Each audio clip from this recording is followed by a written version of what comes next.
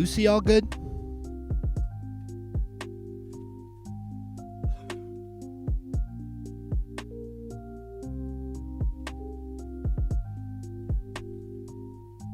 Someone tell Lucy to just send some video or something real quick in the next minute or so, just so I can see it before we go back into the other page, please.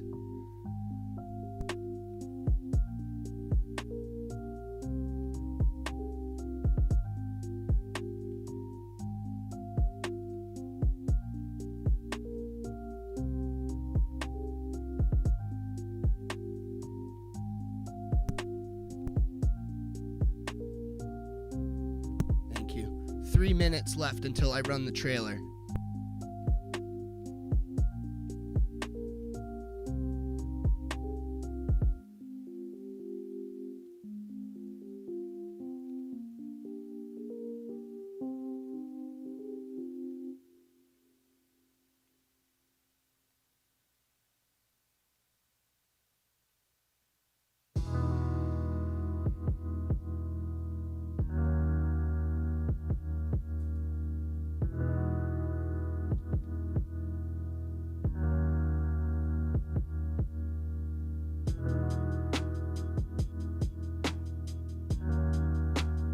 Sweet, yep. See Lucy, great. Her thing looks awesome. I see Jeff coming through on line 5. I do not see Brady on line 4 yet. Okay. Whenever he wants. I see Jeff, yep. I can test it in a sec. Okay, line 5 will be coming in on channel A.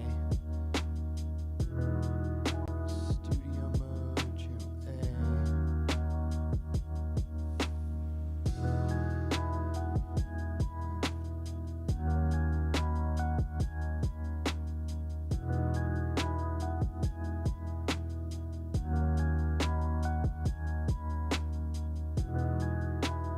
I think Jeff will be good.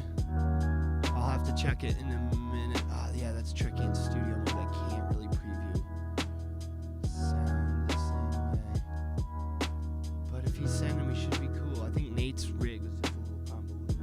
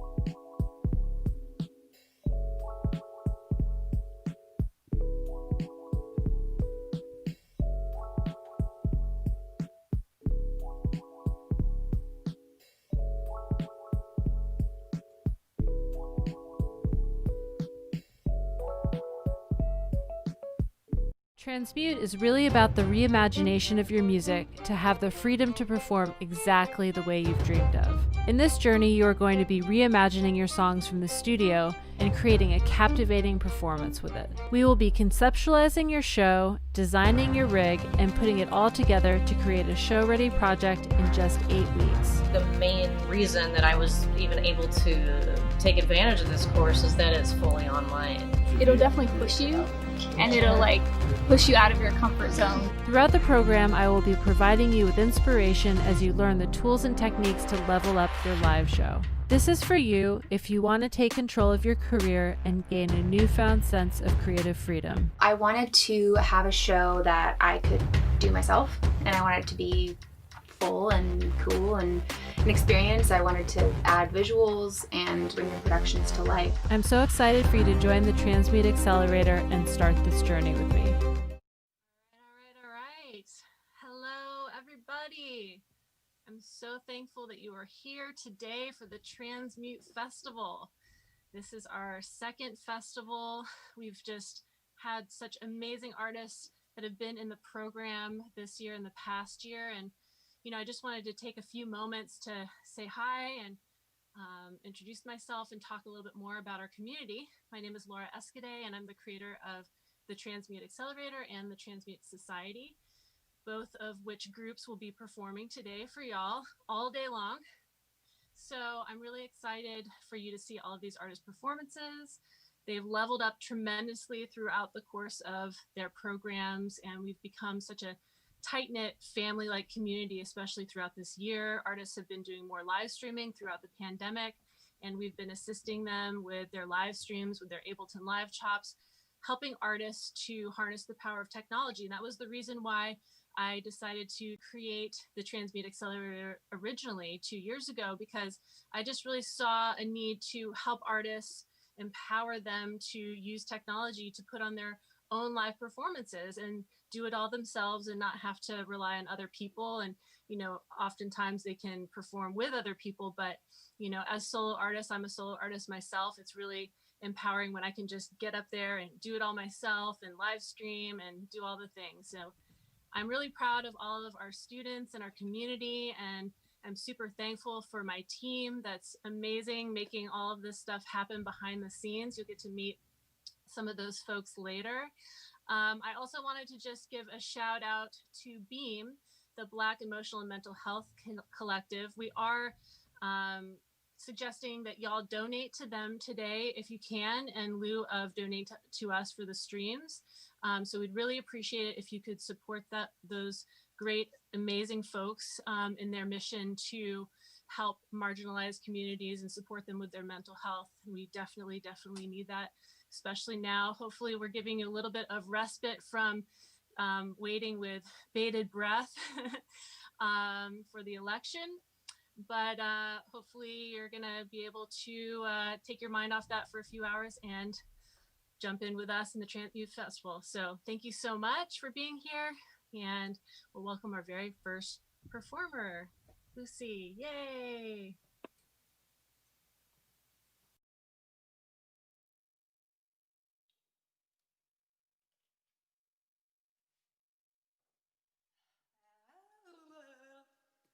Ah bah oui, je le vois, elle part.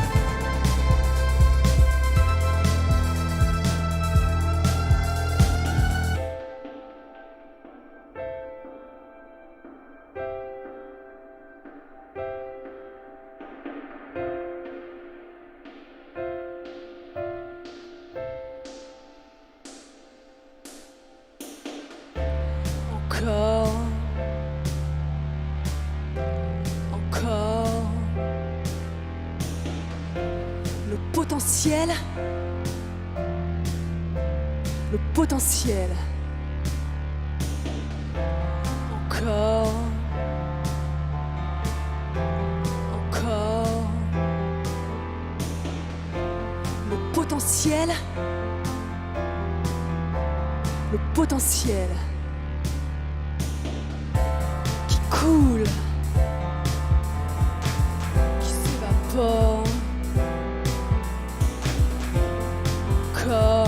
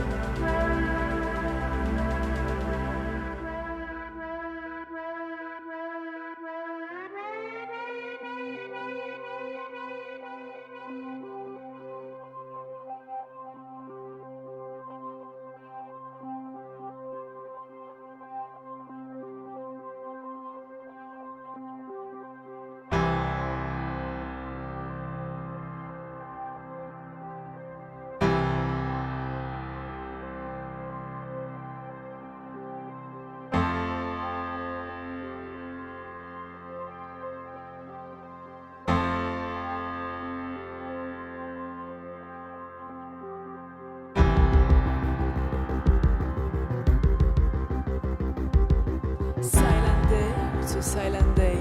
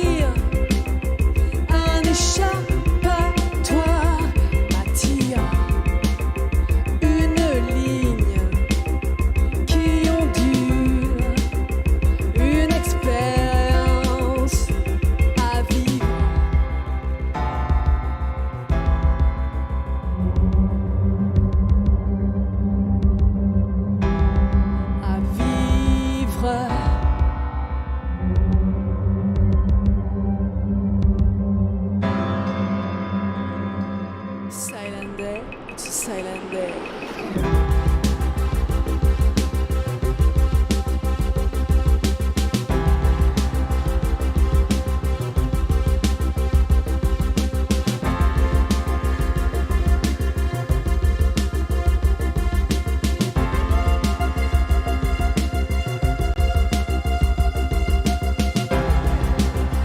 Ma tête vidée. Mon corps résonne, ça tonne. Des tonnes de terrain de jeu qui bétonnent et qui volent. Une course nouvelle. Je sens une puissance dans mon corps, un truc physique. Je me lance dans la courbe pour une leçon de vide.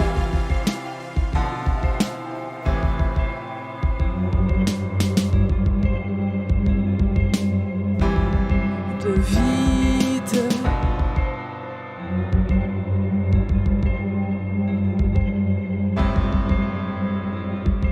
Silent day. Silent day, it's a silent day.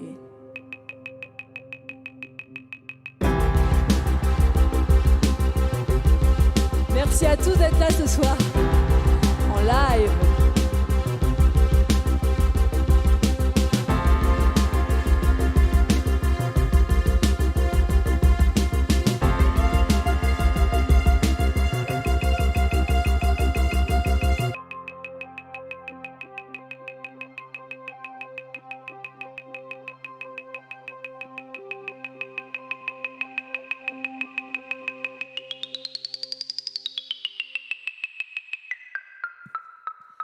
Merci encore à tous.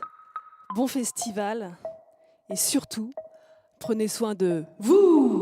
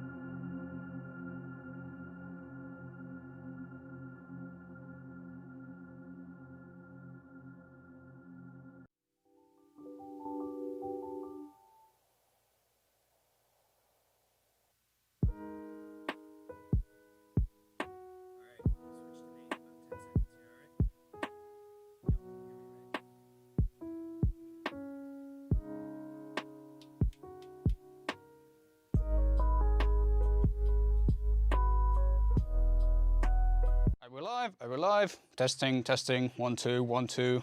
Now! Hello everyone! I'm about to play 15 minutes of music.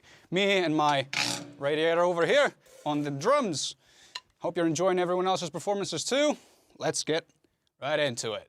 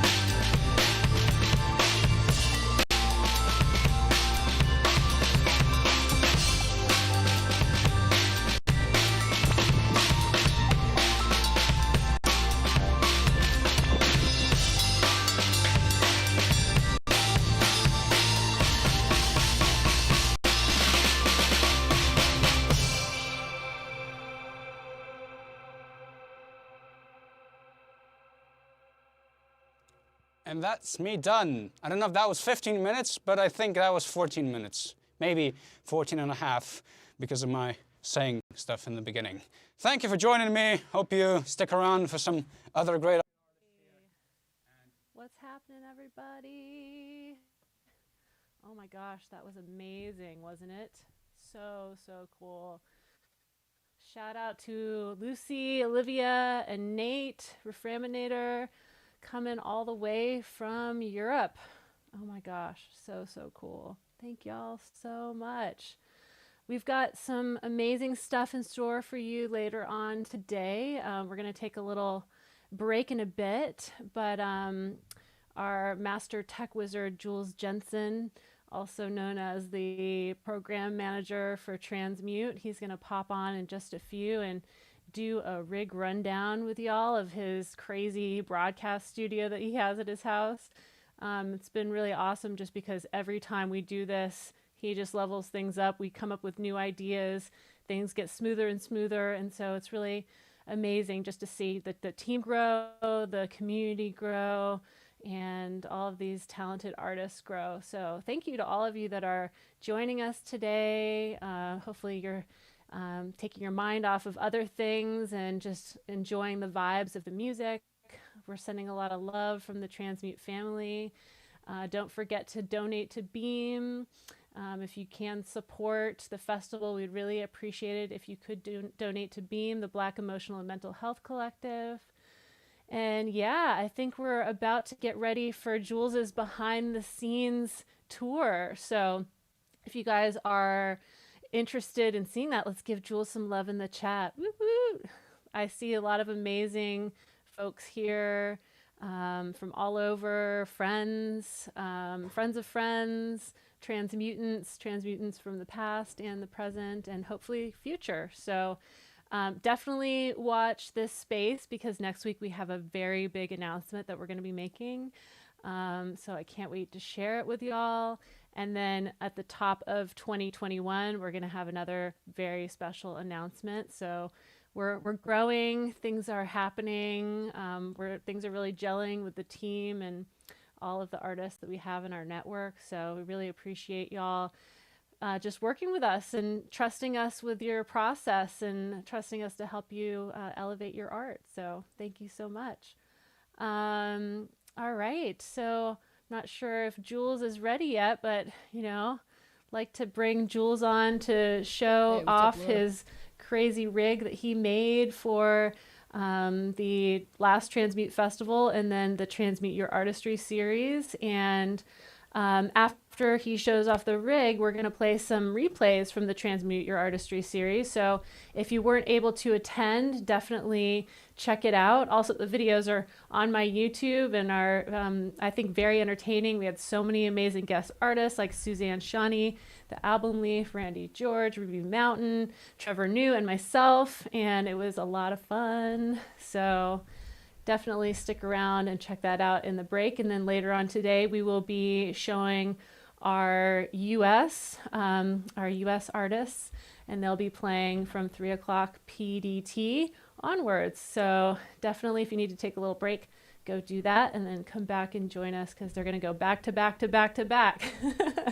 Just going to keep it moving. So really appreciate y'all being here. Oh, it's just, it's very, very special. It means a lot to me that y'all could come support us and all of the transmutants to, trust us, like I said, with your performances. And it just, it's very meaningful, especially during this time that we can have this community and share. And if you're not a member of the Transmute community on Facebook, please go get in there with us. You got to answer a couple questions just so we know that you're have the spirit of love and support like we have in the Transmute community.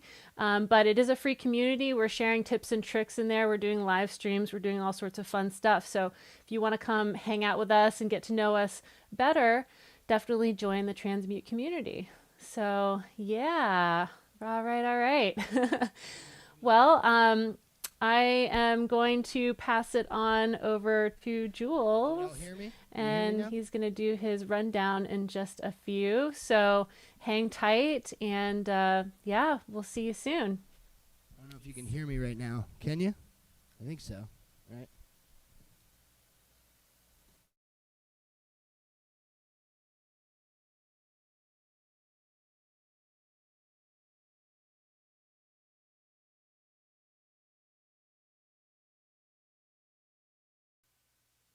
All right, there we go. I think y'all can hear me, hopefully. Oh, it might be really quiet. One sec.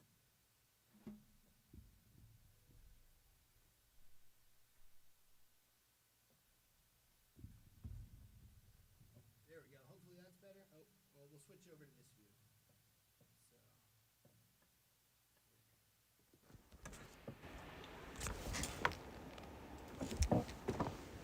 All right. So if you can hear me now.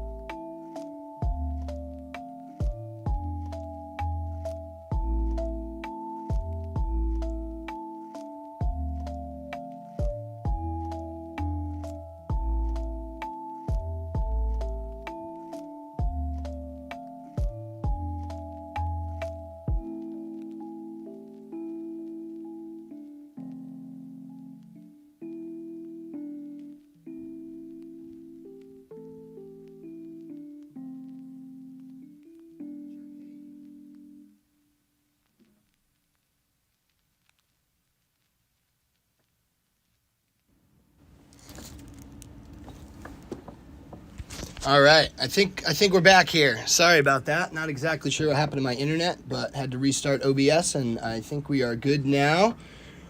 So hopefully this will snap back in and go live in a minute, and you can tell me that you hear me and everything is cool, and I can stop having a panic attack.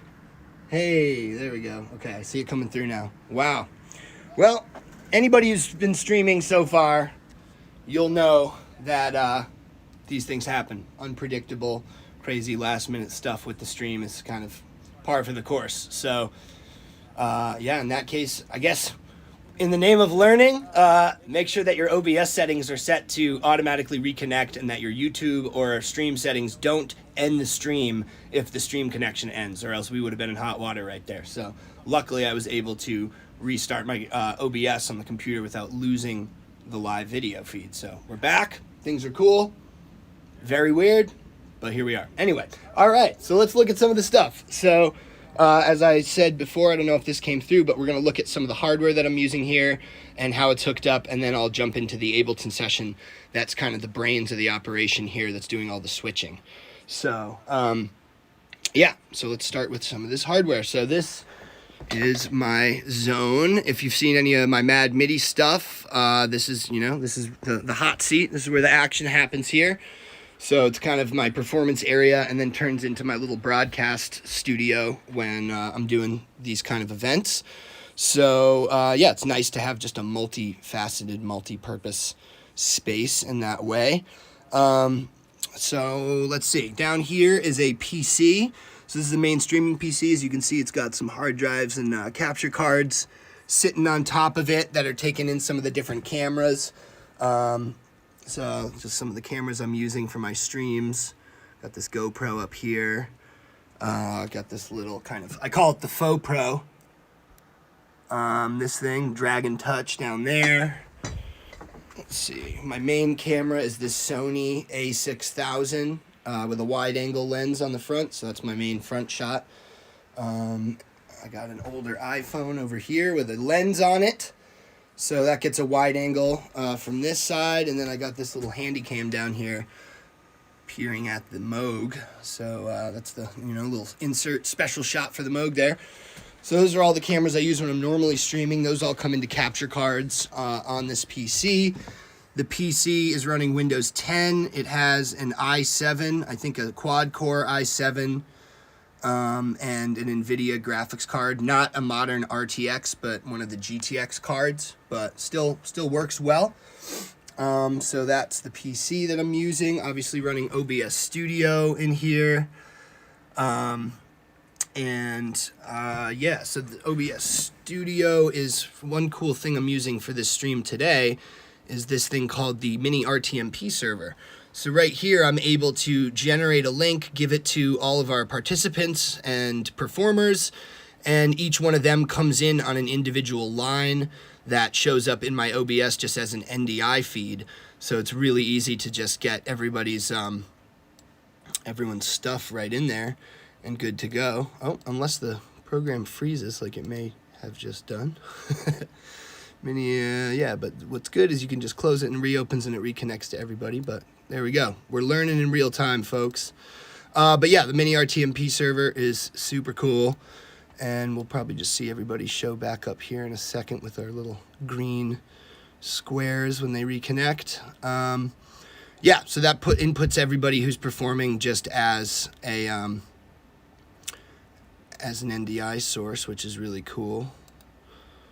So that's that. And yeah, OBS Studio is seeing MIDI coming over from the Ableton computer via RTP MIDI, which then goes into BOEMs, which converts MIDI into keystrokes, which allows me to do the scene switching with my iPad or right out of Ableton, depending on how I'm trying to do it. So this iPad here is running Touch OSC.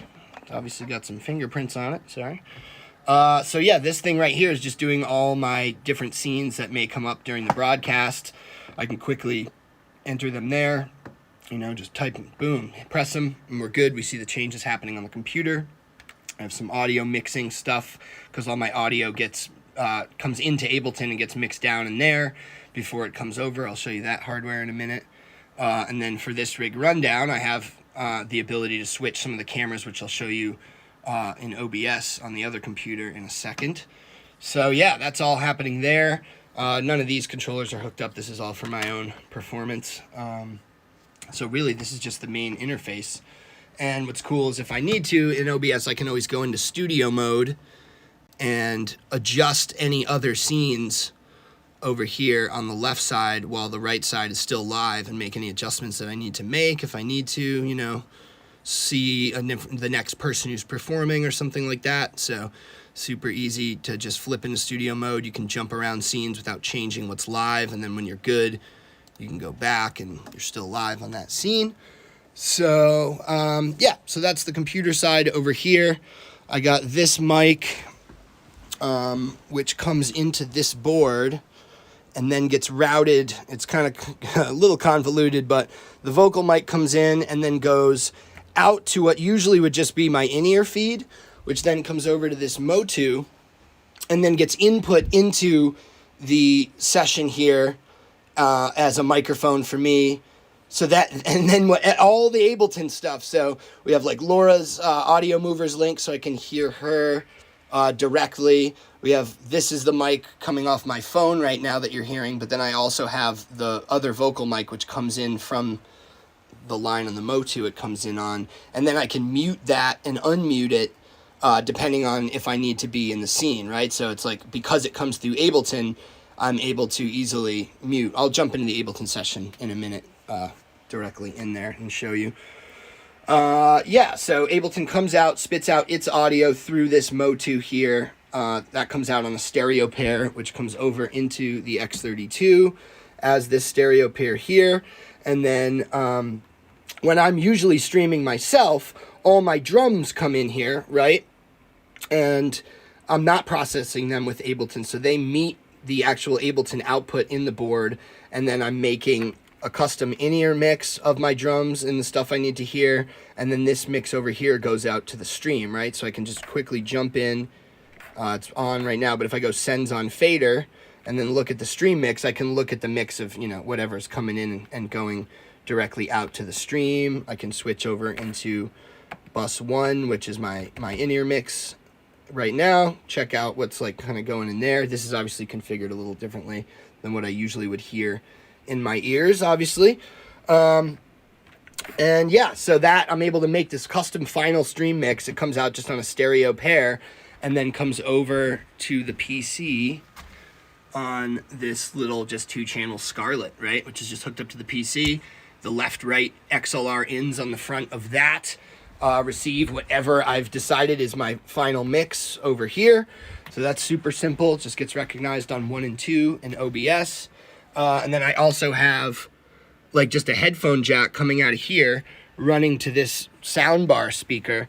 So if I want, I can turn direct monitoring on this little thing and immediately hear what comes in back out through that headphone jack just to make sure my mix coming in is good. But then anything in any software on this PC that I select to come out of the Scarlett also will now come out of this. And then I can turn direct monitoring off and just hear an accurate representation of like what's coming out of OBS or you know, any media files that or sources that I need to monitor on this PC. Boom, come right back, right out to the soundbar. Super handy. This mic has a switch on it. That's helpful. Not the right time to receive a phone call. Thought I'd turn that off. Sorry, folks. Wow, they're really incessant. There we go. Okay, I'm back. I've muted the phone. So yeah, this mic has a switch on it, which is super handy. So it's always going into the feed or wherever, and I can just, boom, flip it off when I'm done talking on the feed. That's on a nice little arm there. It tucks in. Obviously, I got the JH audio in-ears. These are the 16 V2s. They're incredible. So these I'm using all the time. Keep that low profile monitoring. Got a Moog Sub 37 down there. Yeah, so that's the hardware rig pretty much. Everything is hardlined, right? So that PC, this MacBook Air. Oh, I guess I'll mention this MacBook Air, I'm kind of just using to monitor the YouTube studio, right? So I'm just checking out, making sure the feed's coming through all good and able to, you know, keep things cool and in check over there. All right, so let's jump in and I'll just show you kind of what the Ableton session is doing here. So if I go over, look, I can do this, and then I can go like that. Boom, and look at, now we're in my Ableton. Hey there. So, all right. So here's the Ableton session that I'm using for this this broadcast. I guess first I could show you loopback almost. If anybody is familiar with loopback, it's obviously a love-hate relationship, but I've learned so much about it continuously, and I think I finally have cracked the code for the most part with loopback. So it is very handy. So in this instance, this is the input device that I'm using for the Ableton session, right? This one I'm calling TYA Fest, and this is seen in Ableton as the audio input device right there, right? So with that device, I have all the different inputs that may need to make it into individual channels. So, for example, right now you're hearing me on my Epoch Cam, which is just my iPhone microphone, so that when I'm moving around doing this rig rundown, I'm always right next to the mic, right? So that comes in on channels 11, 12 in that input device in Ableton. The mix of my mic from over at my drum set comes in on Motu 5, so that gets routed into channel 9. I also have a Universal Audio Thunderbolt, which is not on right now, or an Apollo Twin. That actually gets everything that comes into it on a stereo pair, including my mic, so that's why that's in stereo, but once again routed to 9.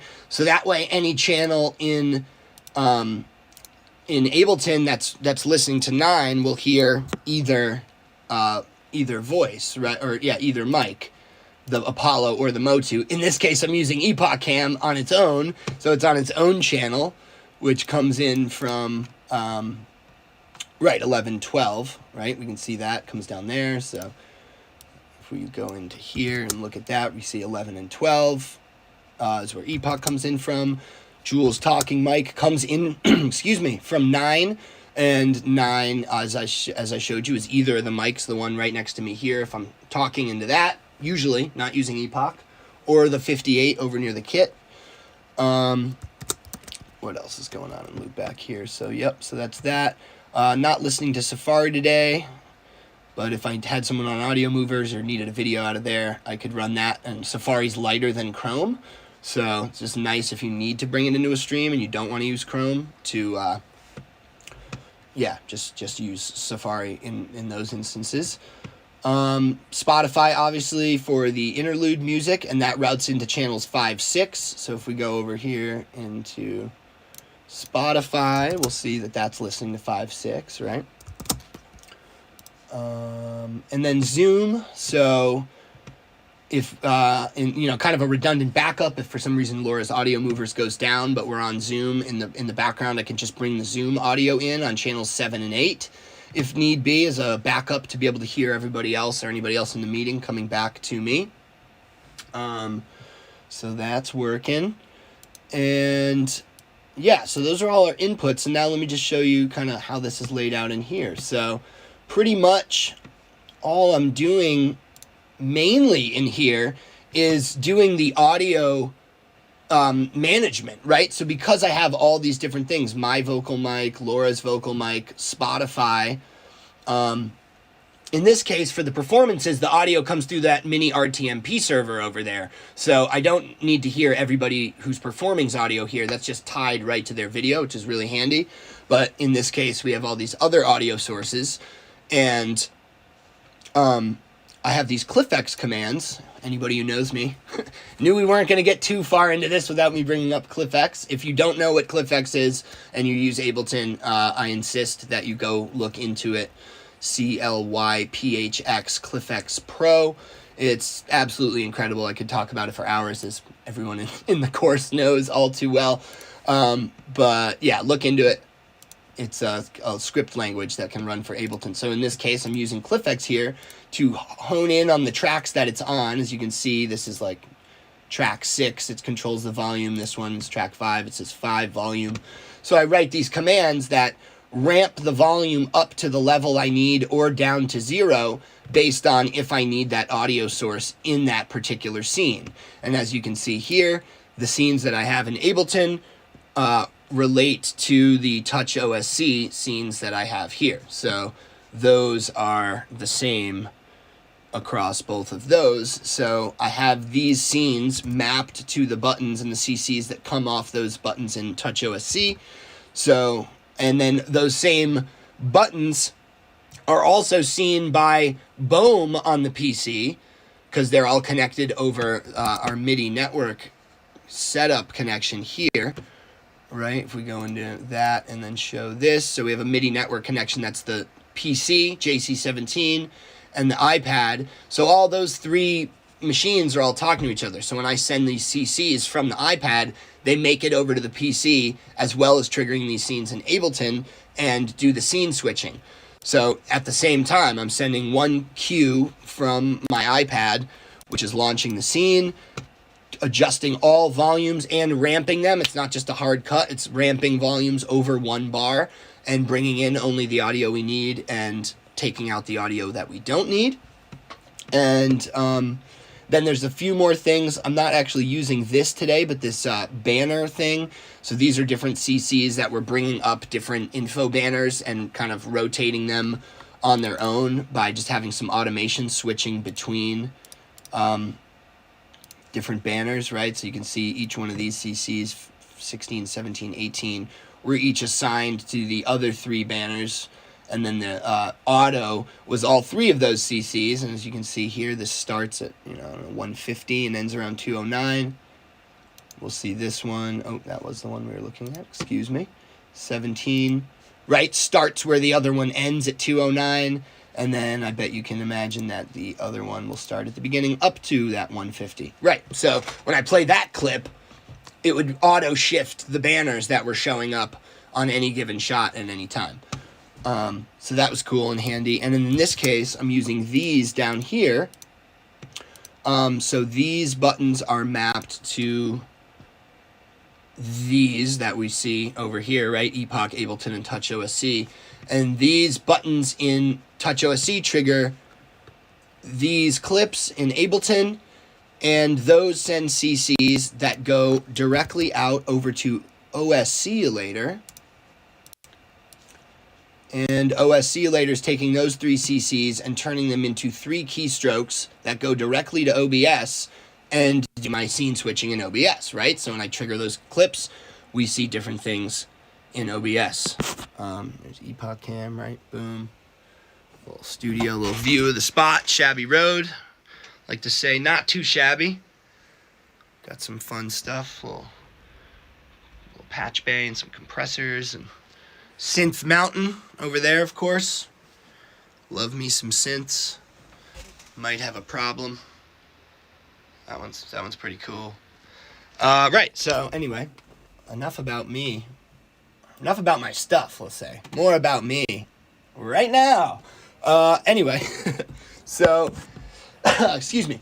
So yeah, so that's those 3 things right there are switching the scenes in the OBS that I have running on this main computer just to do this rig rundown, right? And then this OBS here, whoa, we're in the tunnel. Hey there. This OBS over here is sending NDI out using the NDI tools. Up here, NDI output settings, right? And then main output is going out via NDI. And because all my computers are hooked up to the same network, I just see this whole OBS output. Whichever scene I switch to in here comes out as the main output and gets recognized in the main streaming computer as an NDI source, which is how you're seeing me right now. So, yeah, we got a double OBS inception going on over here, but it seems to be working out pretty well. I was happy to figure out the setup. Yeah, so that's the OBS scene switcher. I have a couple configs here doing a couple different things. This is also was built on the Transmute Your Artistry template that I made. So there's a couple channels in here that I just left in but aren't actually doing quite as much right now. So the stream pair that comes out through the Motu here, there's a stereo pair that comes out of that. 1 and 2 out of that go to my mains, right? So that's powering my main speakers in here. Got a crown amp down there, a little sub. But 3 and 4 out of that Motu are the line that come over into this stereo pair here, right? You can even see my voice bouncing on there coming out of the Ableton session. So in this case, I have the main master running to 3 and 4, right? Oh, I can show you this way too, right? So I have the main master going to 3 and 4 in Ableton here. And then I have 2 returns to either go out of my headphone out of my Motu 1516 or the main out. Which just gives me a little more flexibility knowing that like the main master volumes are what's going to the stream and I can just route things with the sends and returns if I need to hear them just in the room. And then of course I can set that to pre, which means if like I play the scene and that sound source isn't live to the stream, but I want to hear it in my room, I can send it to like Motu either, headphones or mains. And then if it's in pre mode, then even if the volume slider would be down on that track, I would still hear it in my room. So yeah, it's a pretty flexible control solution there.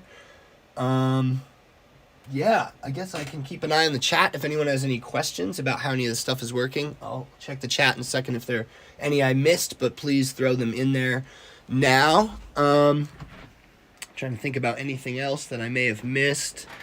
I got this Apollo Twin here, and that's what I'm usually using as my Zoom input. And that thing's stereo pair is the output of this mini mixer, right? So like this mic runs into that. All the synthesizers in the room, those ones come down to that line mixer, and then that sends a stereo pair over into here as well. Yeah, and that comes into that.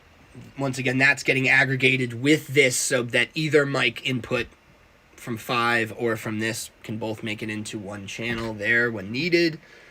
I got a little Ethernet switch back there, that little blue thing. I don't know if you can see it too well. It's not too glamorous, but that has all, this machine, that PC, the MacBook Air, and this board, which is enableable has OSC control over Ethernet.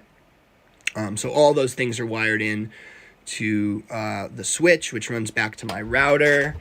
I can show you that real quick. Not too exciting, but my router over here is also hardlined.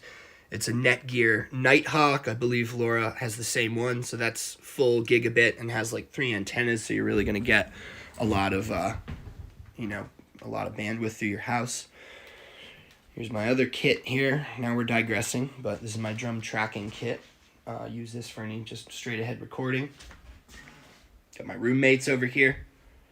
Chewy's still got his summer look on. Okay, getting a little too off track there. Sorry, y'all. Yeah, so there it is. That's what we're using to do this broadcast today, everybody. So thanks for checking it out. Let me see.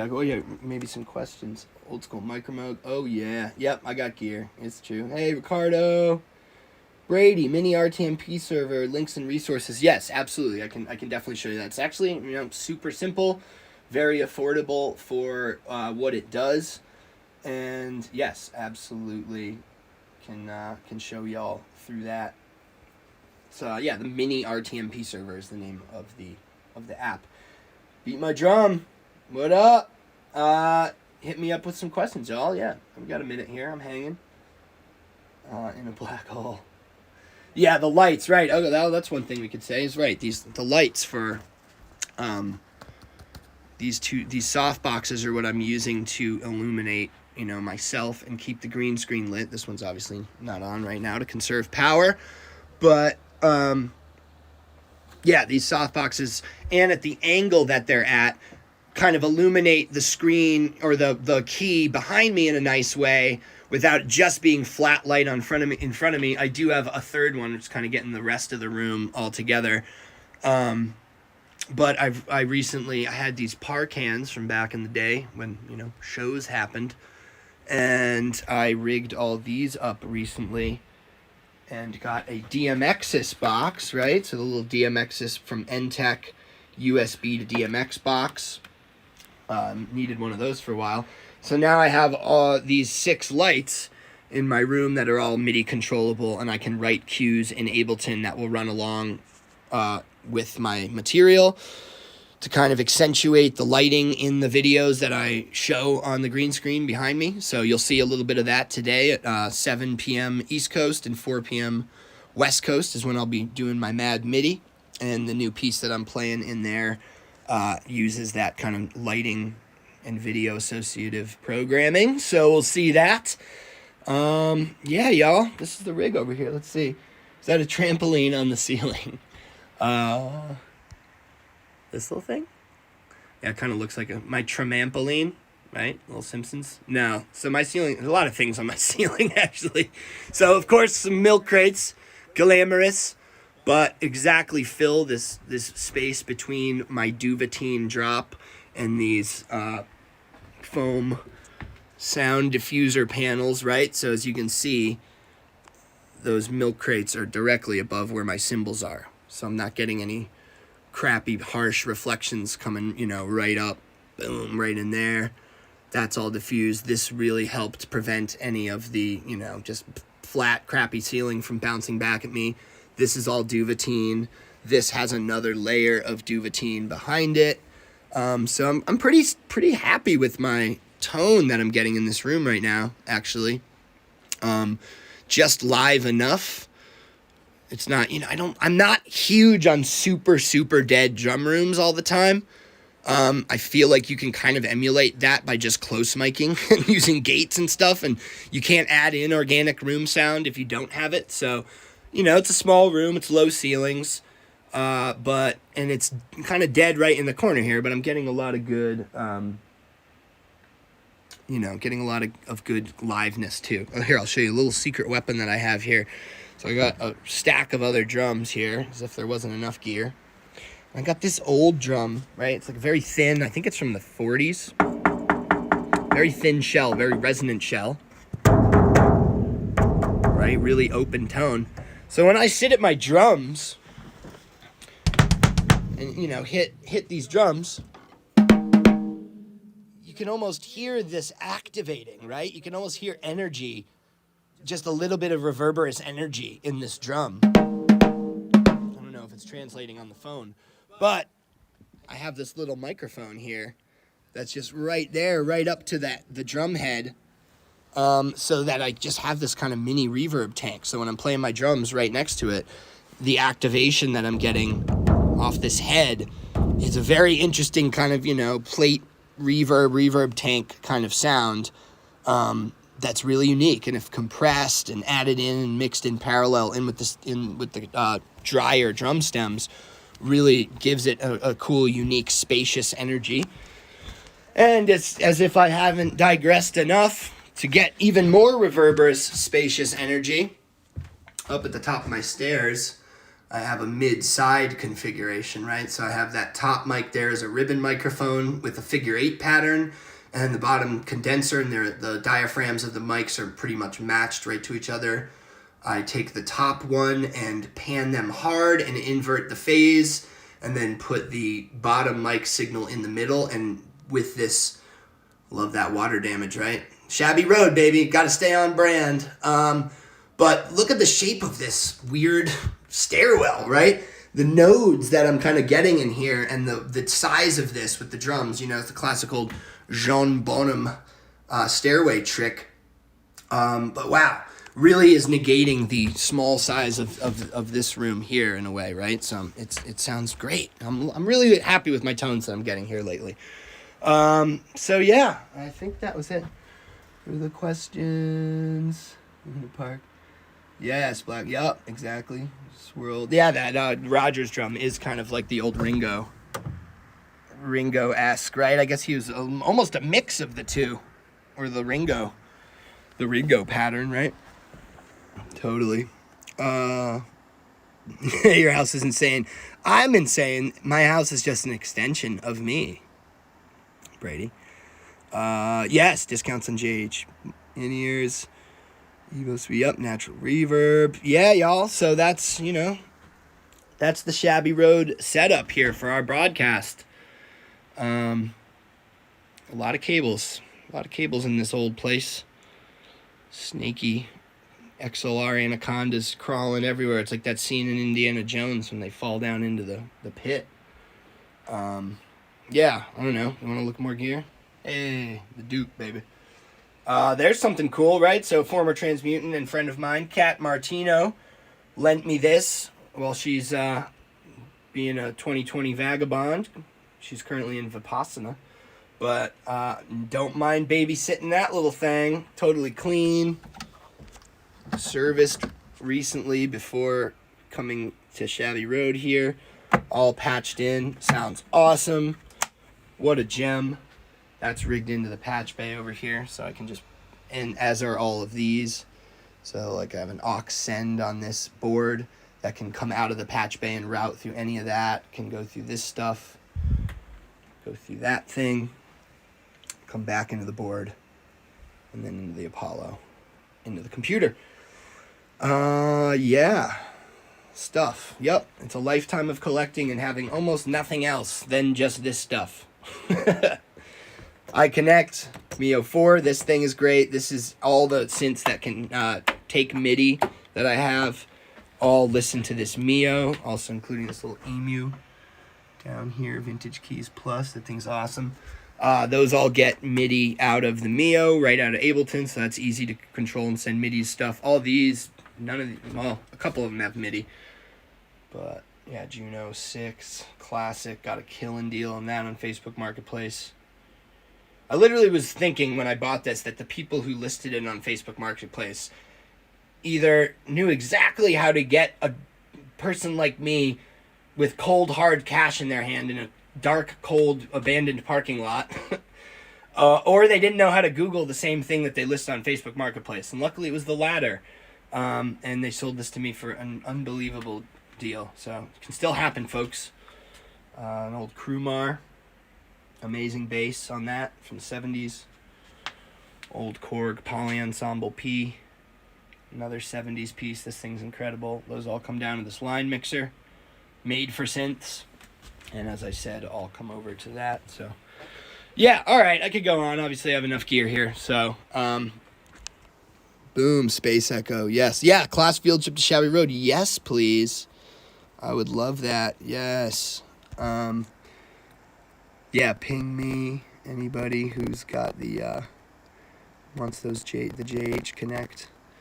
Boom. All right. Well, we're going to run some replays from the Transmute Your Artistry event that we did. So, enjoy that. We got so much more amazing music to come. Oh, hello. Yeah, so we have so much more shining over here. Sorry, y'all. So much more amazing music to come today. Thank you to all the Transmutants. Thank you to Laura, obviously, for all that you do and putting this together and just being the catalyst for this amazing, life-changing community that we're all a part of. I just have so much love for everybody who's involved, the rest of our team, Hannah, Steven, Ashley, Miles, everybody, AJ. Thank you all for doing what you do. And, of course, the Transmutants, 4.0 class, 3.0, 2.0, and, of course, 1.0, which was my graduating class. So, yeah, I love y'all. You know, this is really, it's just been such an incredible, fulfilling experience to be part of this and help other people bring their ideas, you know, to fruition and learn and level up together. So I can't thank y'all enough for all your love and your energy, and I can't wait to see the rest of the performances today. It's going to be great. And, of course, your old buddy Jules will be going at 4 p.m. Pacific today doing a new Mad MIDI piece. So stick around, y'all. We're going to run some Transmute Your Artistry playback right now, replay with Suzanne Ciani, another one of my personal heroes.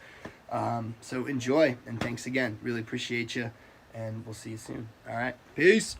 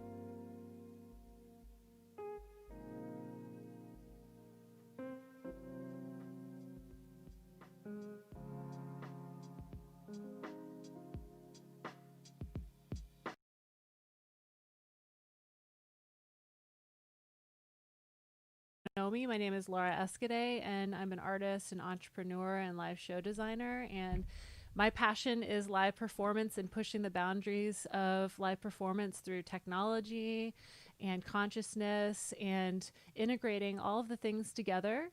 So this program this week is a celebration of my Transmute Accelerator program, which starts in September, and it is an 8-week journey to develop your live performance and your live show and your live streams. So I'll be talking more about that at the end of the program today. So I'm just curious, those of you that are out there, and I see some of you coming in, I see some transmutants. Transmutants are what we call folks that have been in the Transmute program or are currently in our mastermind program called the Transmute Society. So I see a bunch of y'all in the chat. Nice to see you.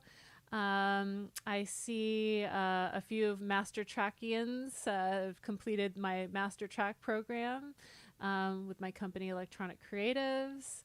I see a lot of friends here in the chat. I see a lot of folks from the Transmute community in the chat. If you aren't in our Facebook community, definitely pop over, answer the 3 questions, and join us, because we're doing a lot of nerdy live performance stuff in there, and I'm going live once a week and showing my setup, so it's a lot of fun.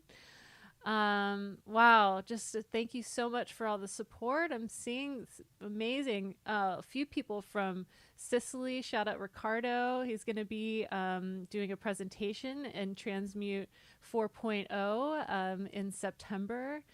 Wow, just so many beautiful folks here. Shout out Ralph. Ralph just applied for Transmute. We hope to have you in the program. So many beautiful faces. Daniela from Miami and Stephen from Miami, both Transmutants. And Stephen is going to be a teaching assistant in the next Transmute. We're very excited for him to share his knowledge with everyone. I see Jeff. Hi, Jeff. I know you're a fan of Suzanne, so glad that you're here. And yeah, lots of amazing folks in the chat. So now that we kind of have gathered a little bit, I just wanted to talk about, first of all, the contest, Transmute from Home. We've got prizes from Universal Audio, Eventide, Native Instruments, Output, Artifon. So if you don't know about the contest, you should have gotten information in your email if you signed up for this event. Hopefully you sign up for the event. It's on, all the info is on my website, as well as when you sign up for Transmute Your Artistry, you get all the rundown, all the details on what the contest entails. But basically you need to submit a 1 to 5 minute video on Instagram, tag me.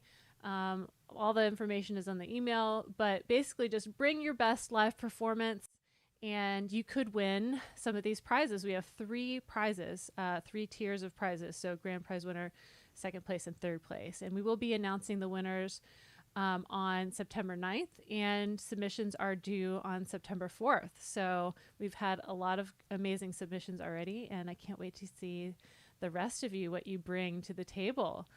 Also, we've got our homework, the Transmute Morning Journal.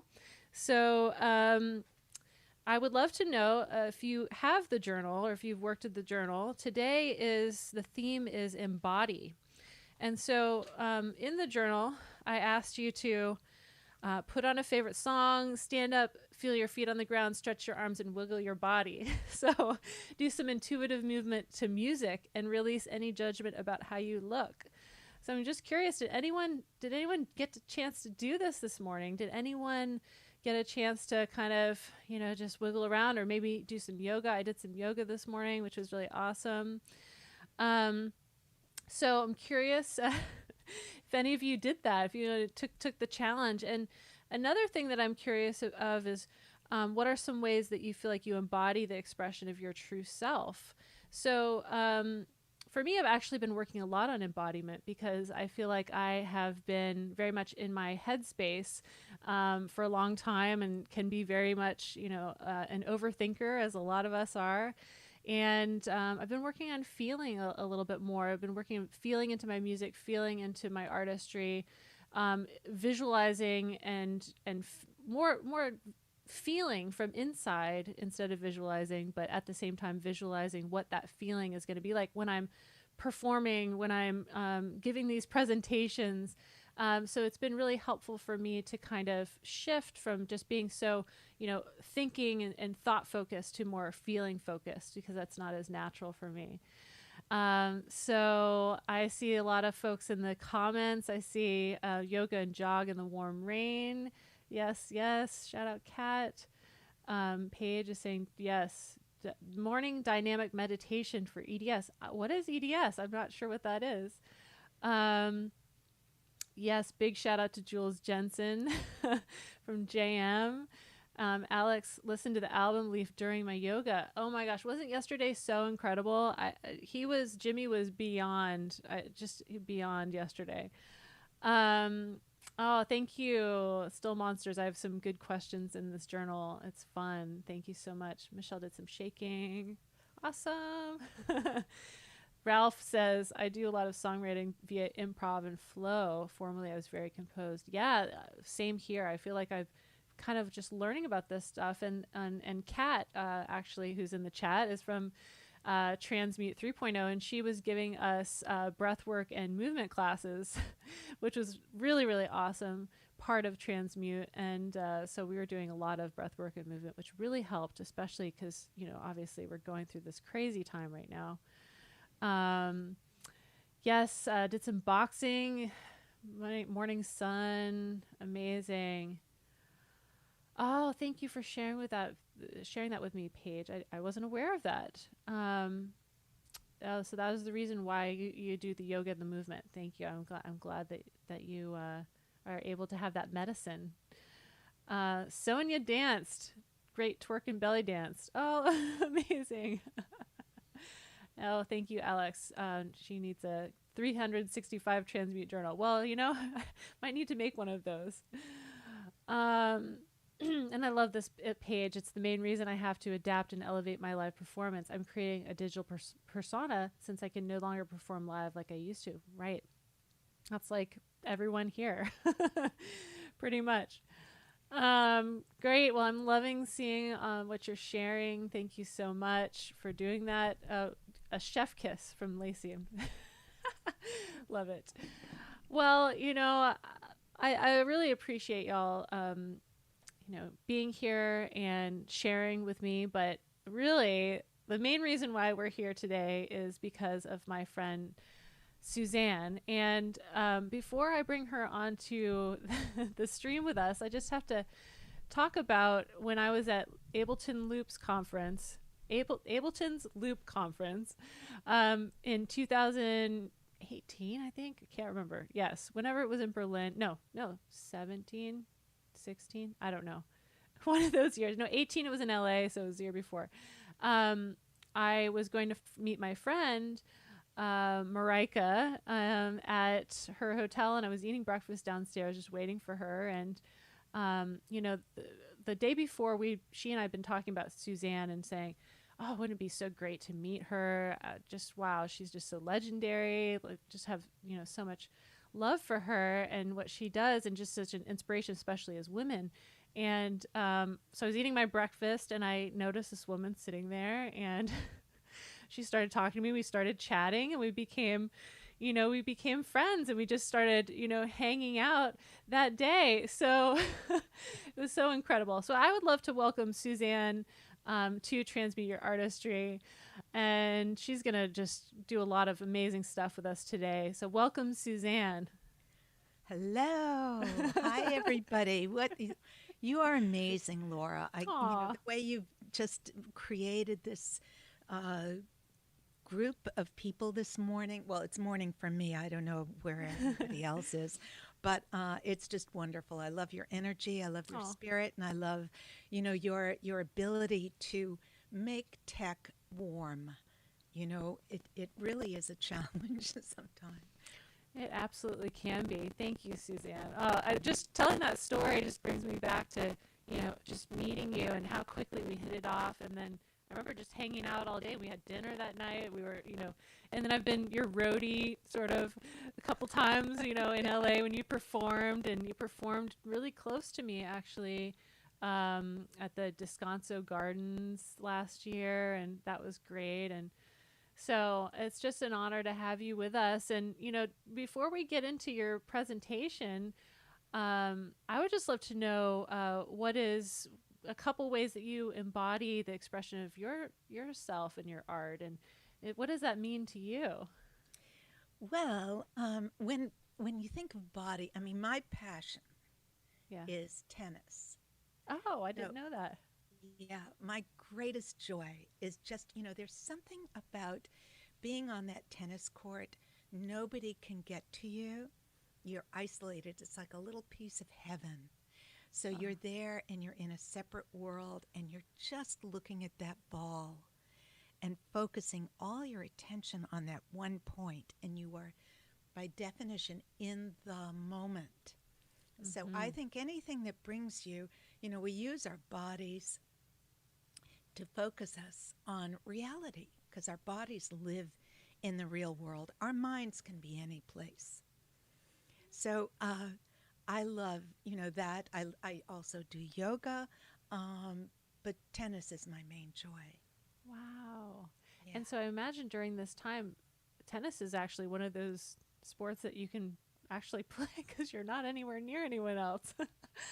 Well, actually, it's very tricky. I mean, the head of the USTA came out with this phrase saying, now remember, you can kick somebody else's balls, but you can't touch them. Oh. And that was like, it has been very tricky because you're not allowed to touch, right, any other ball. So we do have protocol. It's mostly singles now. Doubles is complicated. So that's how it goes. It's yeah. Well, and you've been dealing with these fires in Northern California. I mean, for those of you watching, we've been meeting with Suzanne over the past, week and a half or something, and she's been like, hold on, I got to make sure that, the fire isn't coming this way. And it's just been terrifying, I think, right? I can't imagine. I mean, there have been days here when, the last few days where it was hard to breathe. So I have ordered an air purifier. It hasn't come yet. But, no, I mean, here's the thing. I've had the Buchla case right here, and I didn't want to have to pack it up because I'm doing this today with you. And if I had to pack up the Buchla, it would have been a very big challenge to unpack it and, put those 100 cables back in. So I have the case here ready to go. I have my kitty cages and everything ready to go. But it's been a little distracting. Oh, wow.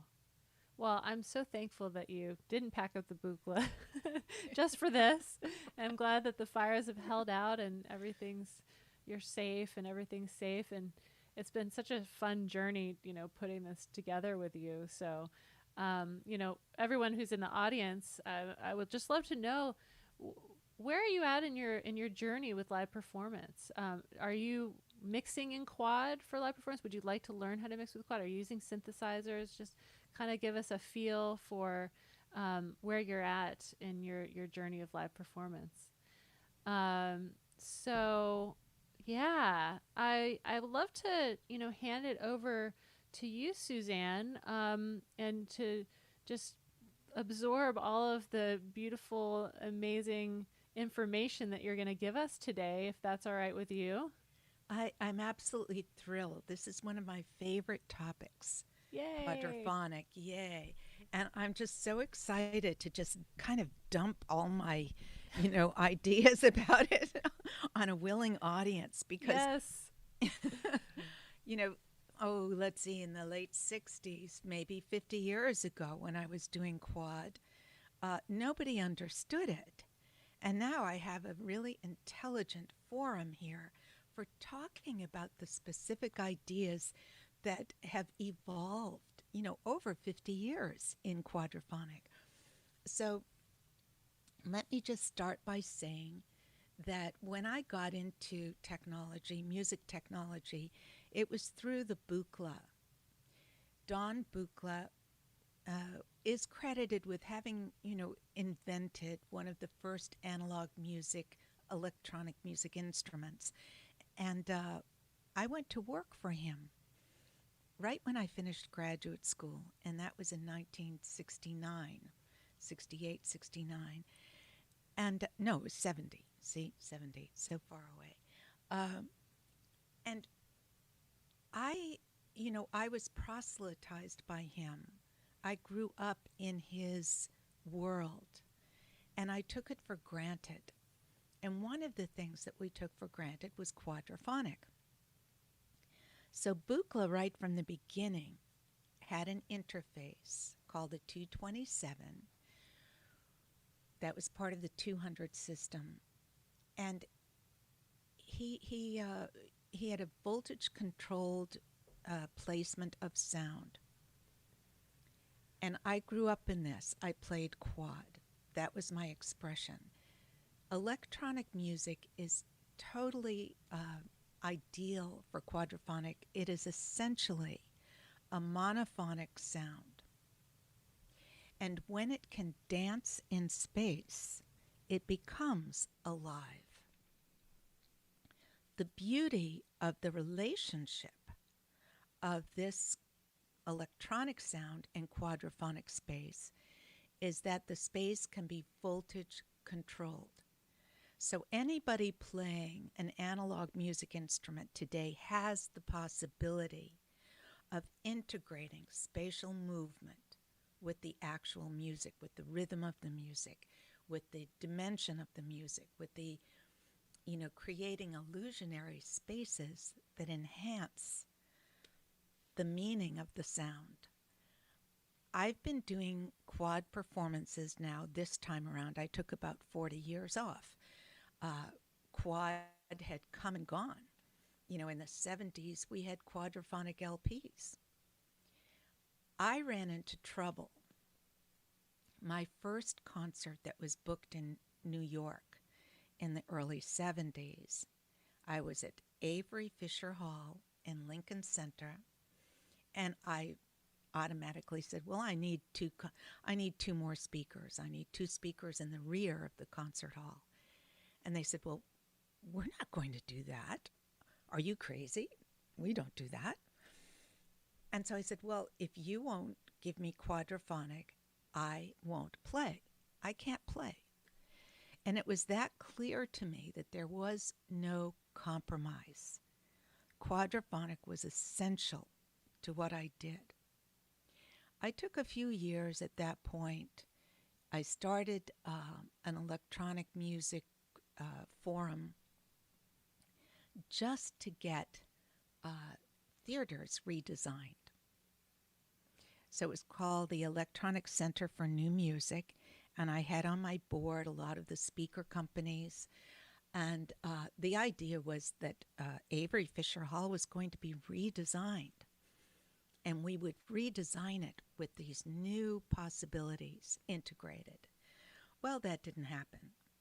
Also, what didn't happen was quad LPs.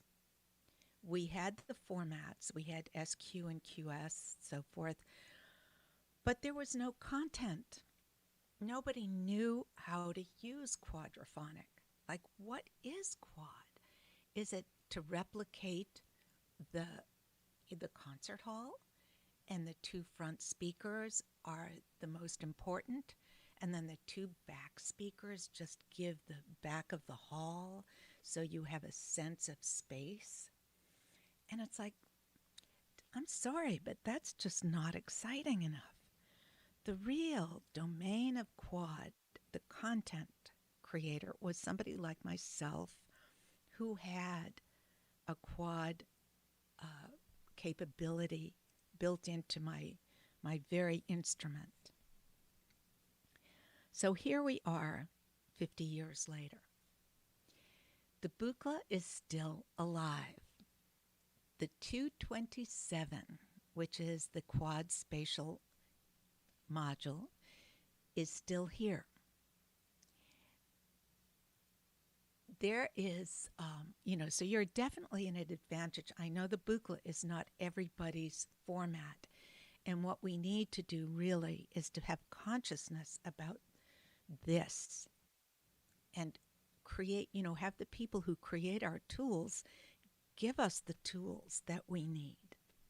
So today I'm going to talk about just the way that I think in quad, that I've been, that I grew up in quad space, and what is it for, and how do you use it, and what good does it do? In my concerts now, in my live performance, when I started 5 years ago, people would say to me, oh, you can't get quad. You can't go to, Barcelona to the big, concert and ask them to give you 4 equal towers of speakers. Because people weren't playing in quad. But guess what? I got it. You can get it.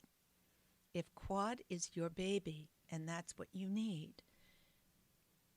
you just hold your ground and they will get it. It's really in a transitional time right now. So let's see. I'm not used to talking wall to wall here. Laura, what am I doing? You're doing great, Suzanne. Oh my gosh. This is wonderful. Thank you so much for sharing that with us. Yeah. It would be great if we could hold for just a minute because I want to check one audio thing on your end. So folks watching, will be right back in just a moment.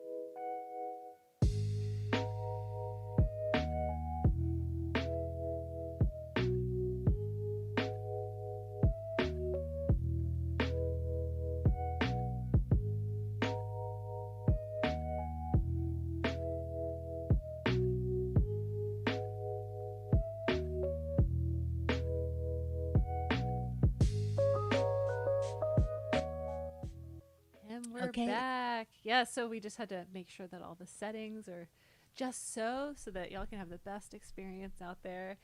Yeah, Suzanne, I would love to hear about your Buchla, hear you maybe show us what you've got there and then hear some sounds and we could take it from there. Does that sound good? That sounds great. Amazing. Okay, so this is my Buchla 200E. This is a relative of the 200 that I played in the day. And it's a bit more compact because it does have a digital element. It has a little memory. So my sequencer is, it used to be 4 panel units, is now 1. And this is wonderful for live performance because I can put it in a suitcase, the whole thing, and travel. The module that I'm going to focus on today is the 227.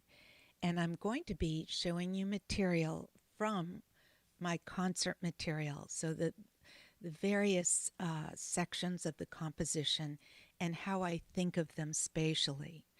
Another aspect of spatial illusion, we can call it, is the processing. So in the old days, Buchla actually had a voltage-controlled spring reverb.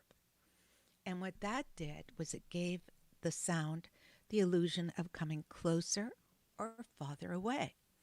And you could do that on a dime. I mean, you could change the distance of a sound on a note because it was voltage controlled.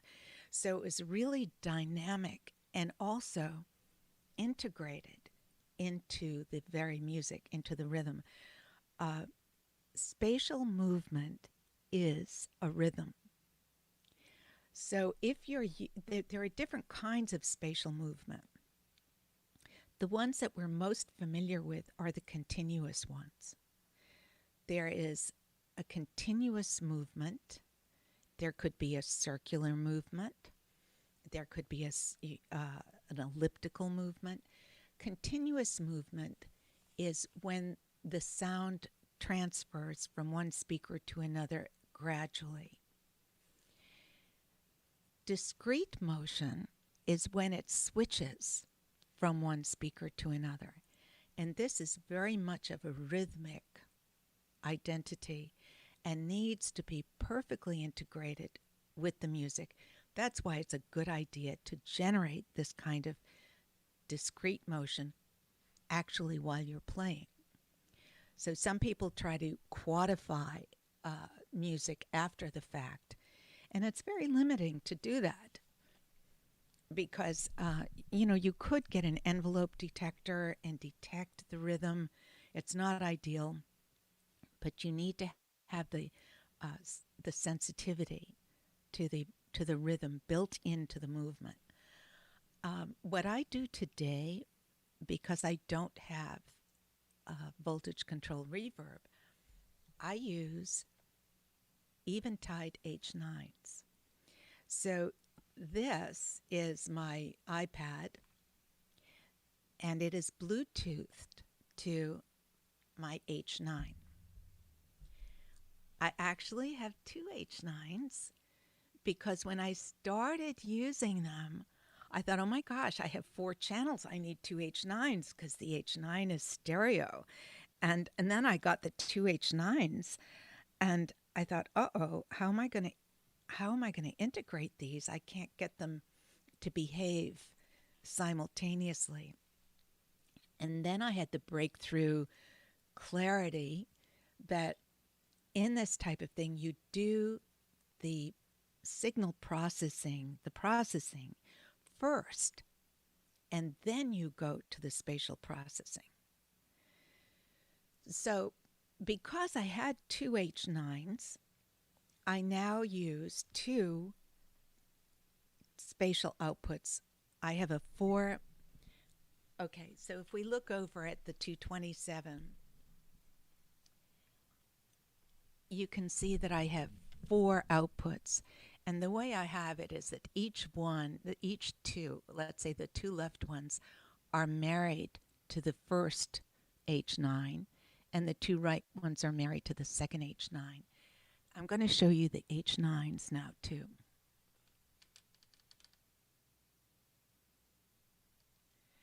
Now those H9s do not look entirely normal, and they are not, because they have been modified.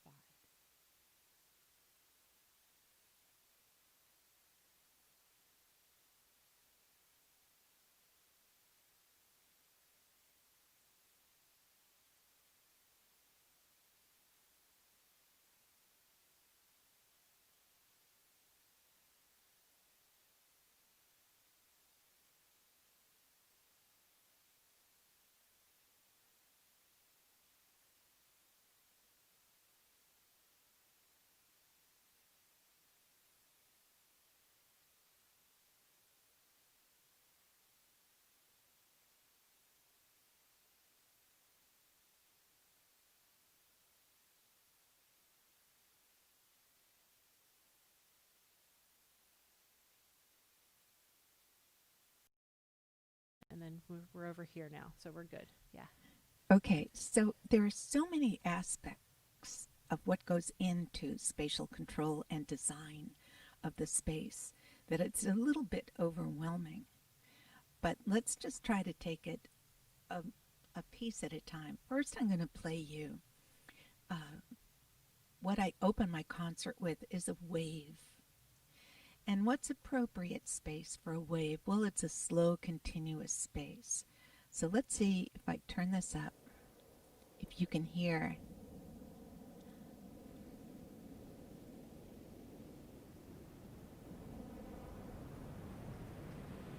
And if you look at the lights in the 227, just look here at the left two, because that's the ones we're listening to.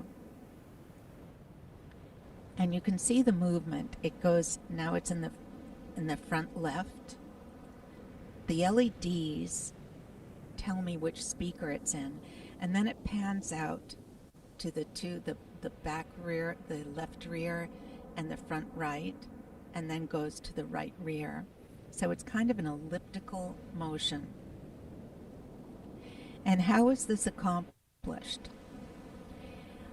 I have these two inputs to receive a control voltage, and that control voltage is simply an envelope that is cycling on itself. So it's increasing in voltage and decreasing in voltage gradually. If I were to change this and speed it up,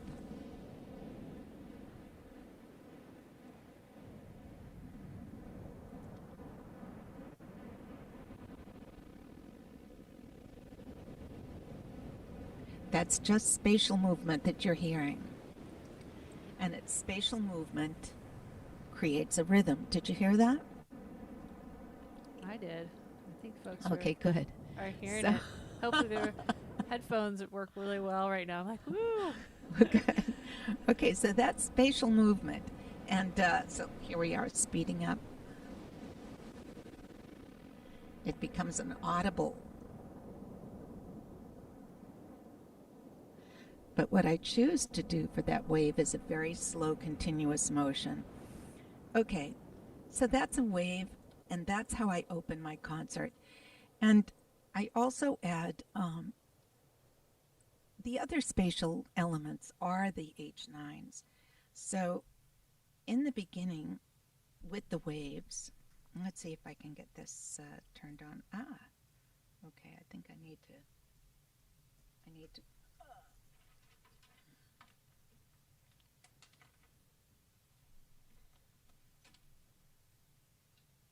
A lot of wires, so a lot of cables. Yeah, I guess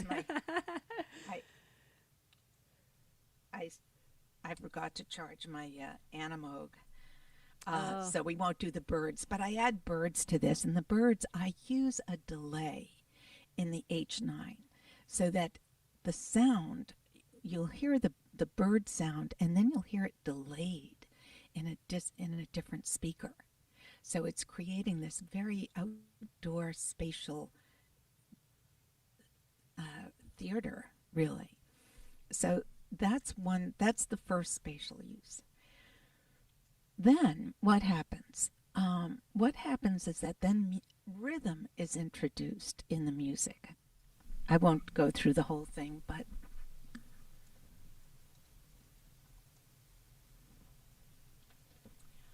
I'm just going to play this for you, this little pulsing that happens.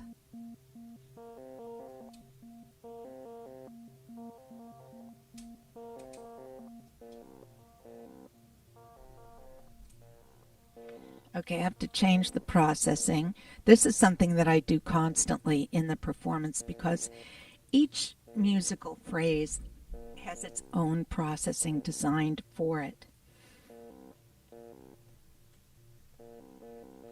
And sometimes this has to do with the spatial perception, and sometimes it is just to enhance.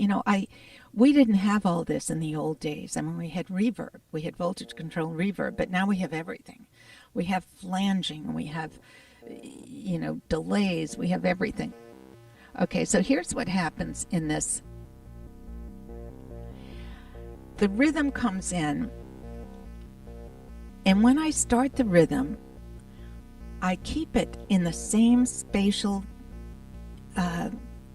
design as the wave was. But then when I want to increase the excitement, I go to a next stage, and the only thing that's different is the spatial treatment. So now, this treatment of the rhythm is random and discrete. So it's a little bit more exciting. And I'm going to take this one down for a minute, okay? And now I'm going to show you these other two. This is the second H9. And you can see that this motion is discrete. And right now it's going in a circle. What is causing that circle? It's being caused by the input of a special sequencer. I'm going to show you the sequencer.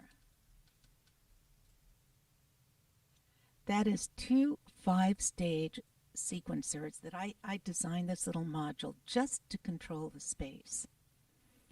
So what this is doing is when you have a voltage input, you have 2 axes. You have the front rear and you have the left right. So on this, these 2 sequences are moving in parallel. And I have the left right going low, high, high, low. And I have the rear forward going low, low, high, high. And what that results in is a circle. So low, low is A, high, low is B, high, high is C, is D, excuse me, and C. It's a little confusing because the A, B, C, D is A is front left, B is front right, C is left rear, and D is right rear. Now with these voltages, let's turn this up, we can listen.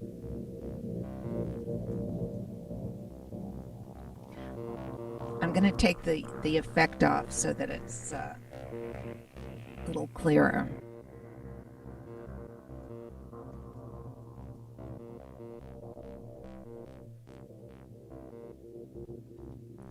Sounds a little delayed to me.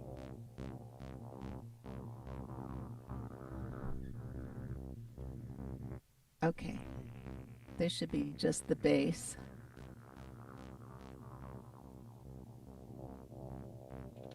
Sounds a little...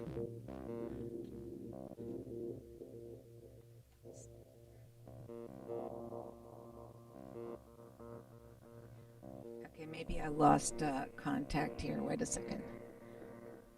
I think I might have lost... Yeah, okay, it became disconnected. Okay, so let's go back to the settings and find the Bluetooth. And it says, okay, make sure that's connected.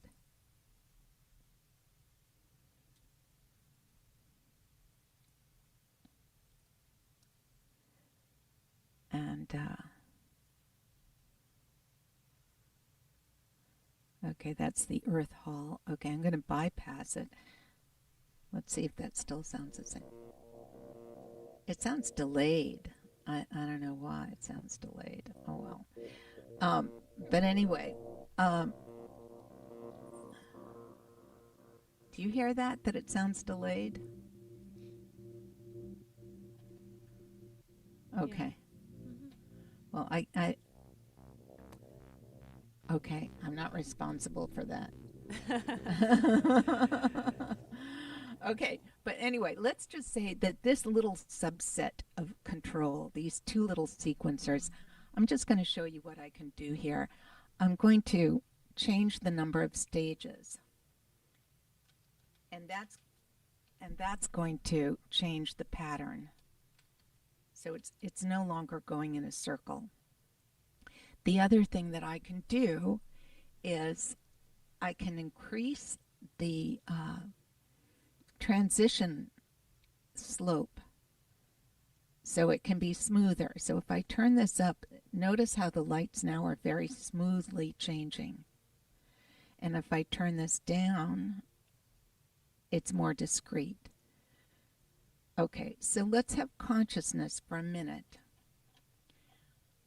of discrete and gradual and what that might mean in performance. There's a myth, you know, when you say you're going to perform in quad, and I joke about this all the time. You know, I'll look at the person who's in the middle of the room and say, you've got the best spot. You know, as if there's only one ideal spot to be in, and that's the middle. Well, in reality, it doesn't work that way. And why? When you have discrete spatial motion, you have the beauty of having the sound in one speaker at a time, to some degree or another, okay? So you can control how distinct it is. But when you have discrete motion, even if you're standing in front of one speaker, what used to cause the problem is something called masking. So if the sound is continuous and you're in front of, say, the left front speaker, you won't hear the material that's coming from the other speakers. It's masked. It's masked because the sound coming out of your closest speaker is going to prevent you from hearing the other speakers. But if the sound is moving and it's discrete and it's not always in your closest speaker, you're going to hear the motion. You're going to hear it when it's across the room. So I've experimented with this a lot, and I have found, to my surprise, the quadraphonic works in almost any shape theater and, you know, brilliantly, as long as you control the spatial location in a certain way. Okay, you don't want it to be too discrete in a very, very large space. Because if it is, you're going to have a disruptive sound. You're going to hear a little bit, a tick here, just one speaker and another speaker. So what I do in large spaces is that I have a fill sound. So I have two separate outputs here of spatial location, and I use one of them, depending on the size of the space, as a kind of threshold of fill, so it's never too naked, right? But it's not enough to overwhelm the directionality by masking. Does that make sense? Are you getting this, Laura? I am. And there are some questions in the chat. Would you mind if I just asked you a few while we're at this point here? I think a couple of folks are really, and I think I know the answer to this question because I asked you this before, but how much is pre-planned and how much is improvised in your concerts?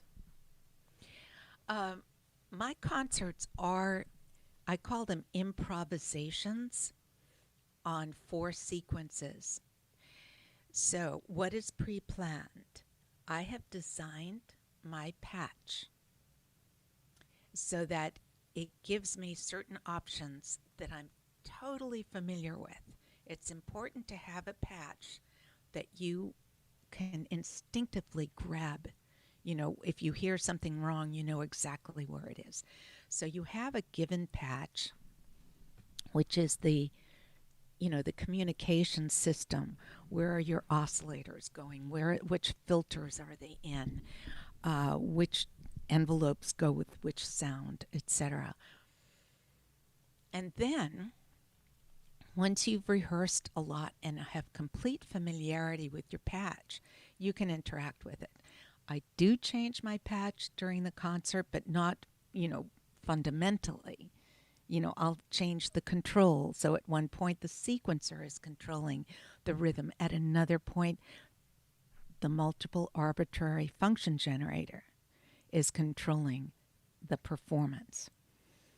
That's a whole other conversation, the MARF, the multiple arbitrary function generator, because I don't know how people perform without that. It's like a three-dimensional sequencer, but it gives you hierarchical controls over the raw materials. I think of electronic performance as improvisation on given materials, certain materials. So my given materials are the 4 sequences that I used in the 70s, same ones. I wrote a paper called the Report to National Endowment that documented, I called it the cookbook for playing the bukla. And when I came back to performance, I couldn't quite remember everything I did in the day. And I found this paper, and it really triggered, my comeback to these techniques that I had developed years ago. So anybody who wants to read that paper, I know it's available. It might even be on my website now. So it's an improvisation on 4 sequences. How much of it is planned? Well, you can only handle so much at a given moment. And my hands are full with playing the MARF, which is something that I do in real time. And then I have my little Animoog. I have my keyboard set up. So, I say basically it's an improvisation on a set group of materials and a patch. Does that make sense? That does. Thank you. Yeah. That really great response to that question. Thank you so much. I would like to just go back a little bit, just because when you were talking about the H9s, you missed some audio there, and folks were really interested in the H9s and the modifications. And our friend Jeff in the chat had put that they're Northern Light Modular Modified H9s. So thank you, Jeff, for helping us out there, or helping me out there. But yeah, can you just kind of talk briefly about the H9s one more time? Okay. So I have here 2 H9s, and they are Bluetoothed to 2 iPads. So with this iPad, at any moment, I can choose a processing. I've just chosen a processing. Let's see if we can get something up to hear that. I might have to put on my glasses. Here we go.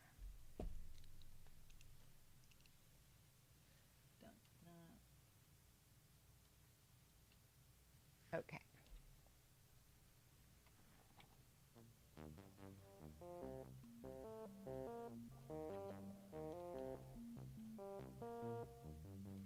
Okay.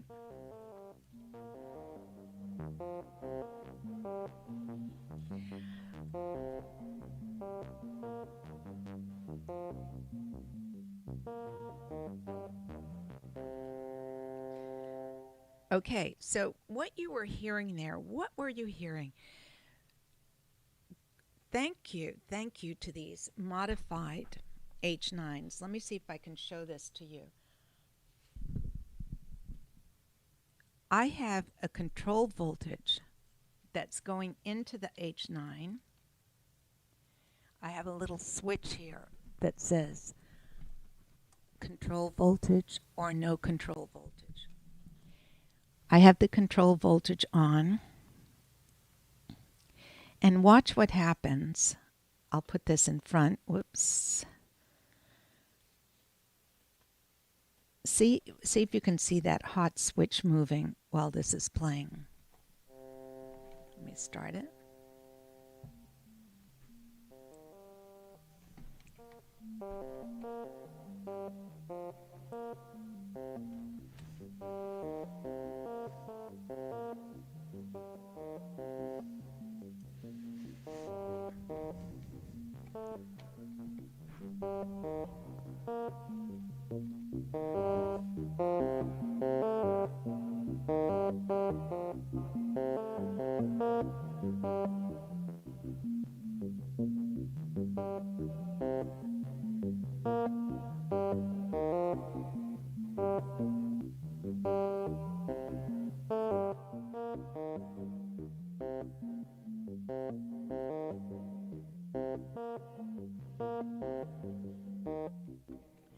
Okay, so what's happening there is that this hot switch is moving according to the voltage that I have given it.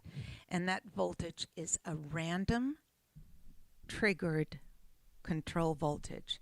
So I take the rhythm from the sequencer and I put it into a random voltage generator. I take the output of that random voltage and I put it into the control voltage input of this modified H9. You will not find this control voltage input on a normal H9. You need to have it modified. Now, what that does, it's right now, it's controlling the mix of this reverb. So it's going from drier to wetter. Randomly. So it's creating random motion in the three-dimensional space. Here we can look at that here. You can't really see that here. Oh well. But you saw that, right? Did you see the mix jumping, the mix knob moving? Yeah, it's a little hard to see it, but yeah, we can see a little bit. Yeah. Okay. When I held it up here.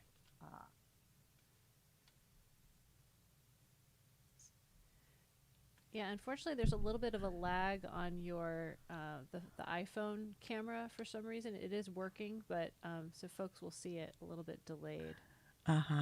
Okay. Yeah. Well, so what this is control voltage of the space of the reverb, just like we used to have in the old day. The spring reverb was voltage controlled. So I did a piece that historically that Finders Keepers just released. It was called Flowers of Evil. And in that piece, I used a lot of control voltage reverb on that, on the voice. There's a French, recitation of a poem, and the voice is moving in and out and in and out, and that's all from the voltage-controlled reverb. The closest I could come to that these days is the voltage-controlled input, the mix of the dry signal versus the wet signal.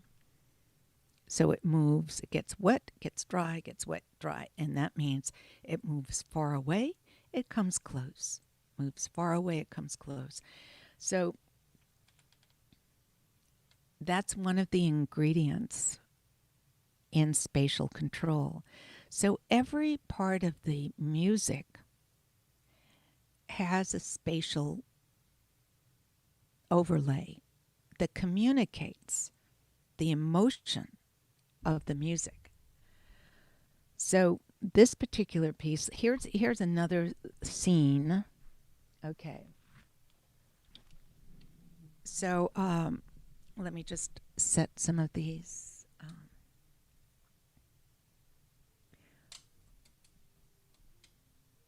Okay, so this is, I've gone in the performance from a very kind of,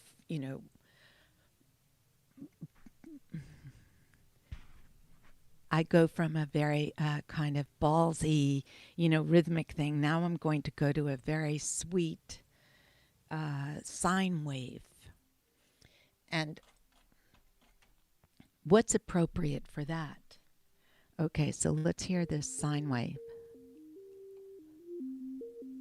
So there is sine wave here, and I can do with the morph.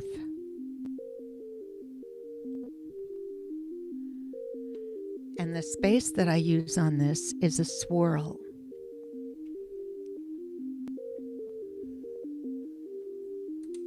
And then I can add some random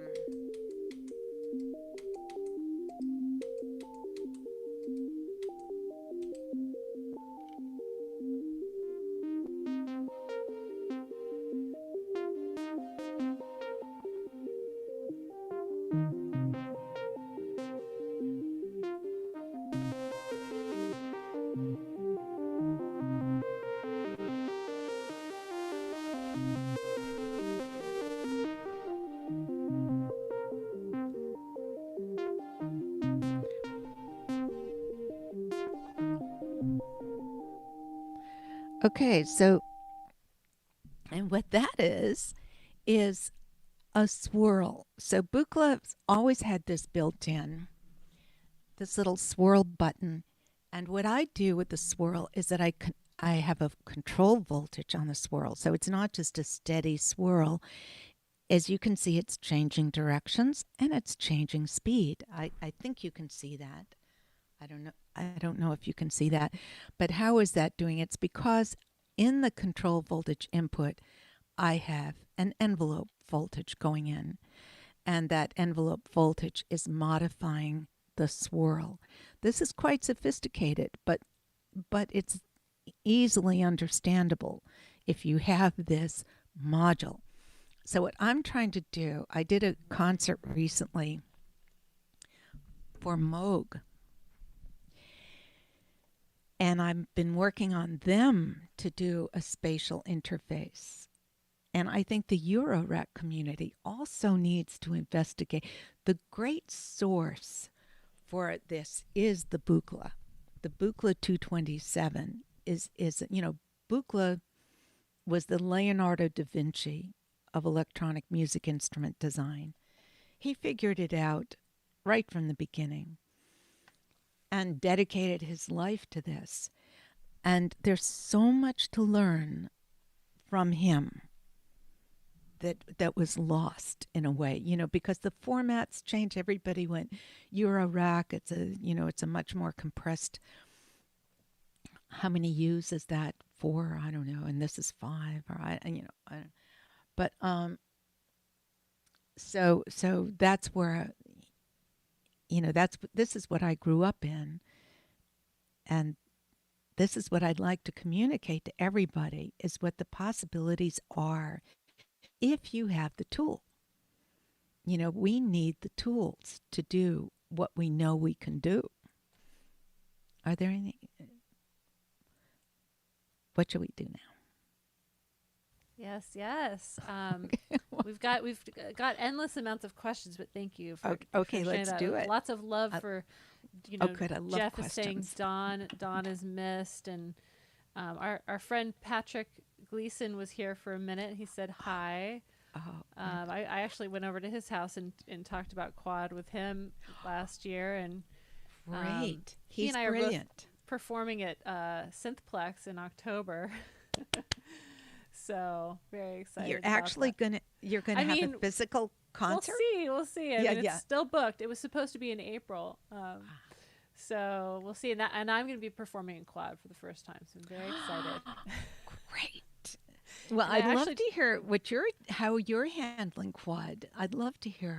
I mean, I'm like a newborn, just scratching the surface. But I am mixing my first song right now, thanks to Kamran, our lovely mutual friend you've done a lot of work with, and he he asked me to do a song, and he paired me up with another amazing artist who I became friends with, Sudan Archives. We did a song together, and I've been mixing it in quad. And I've been sending him the mixes, and he's like, you want to try this? And so anyway, I'm learning, and Adam Audio was so gracious to send me another pair of monitors so I could have matching Adams in my studio. So now I've got the whole setup, and very excited about it. So maybe I'll send it to you and get your opinion on it. Okay, great. So there are a bunch of other questions. And this is a great question. How is this different from surround sound? It isn't. Okay. I don't know what you call surround sound. I mean, surround sound, as far as I, understand, is something that came through the visual world, through television broadcasting, right? So you had 5-1, and you had the 5 was the vocal in the middle of the front, and then you had the 4 speakers, and you had a woofer, so the 1, you had the subwoofer. I think that the intention of 5-1 was different because it was a theatrical construct.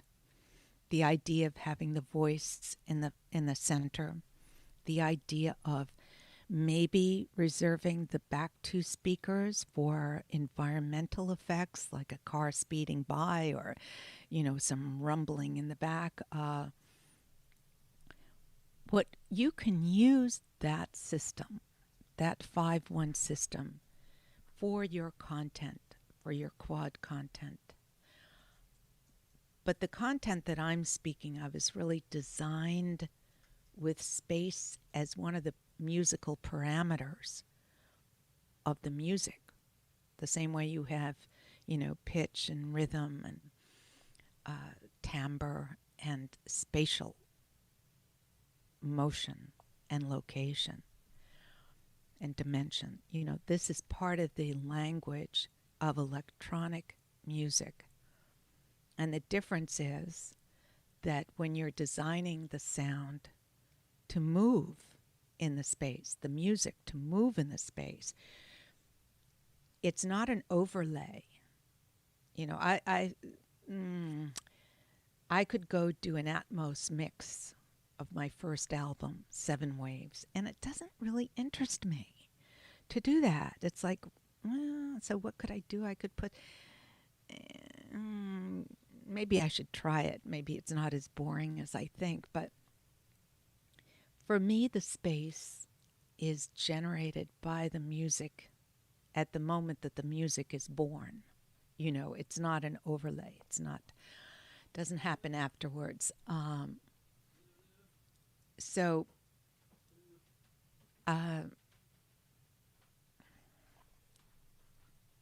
Joseph, I'm doing an online. Okay. Hello. Hello. Okay. So you have your kitty running around there too. Yeah, I should have my kitty will start whining when it needs to. Yeah. Good. So I don't know if I answered that. I'm hoping, actually, because I released my last album. The reason I haven't released a lot of material is that I'm very committed to quad. And Kamran helped me release the first album in quad. And it was very expensive. We had to include a decoder. Yeah.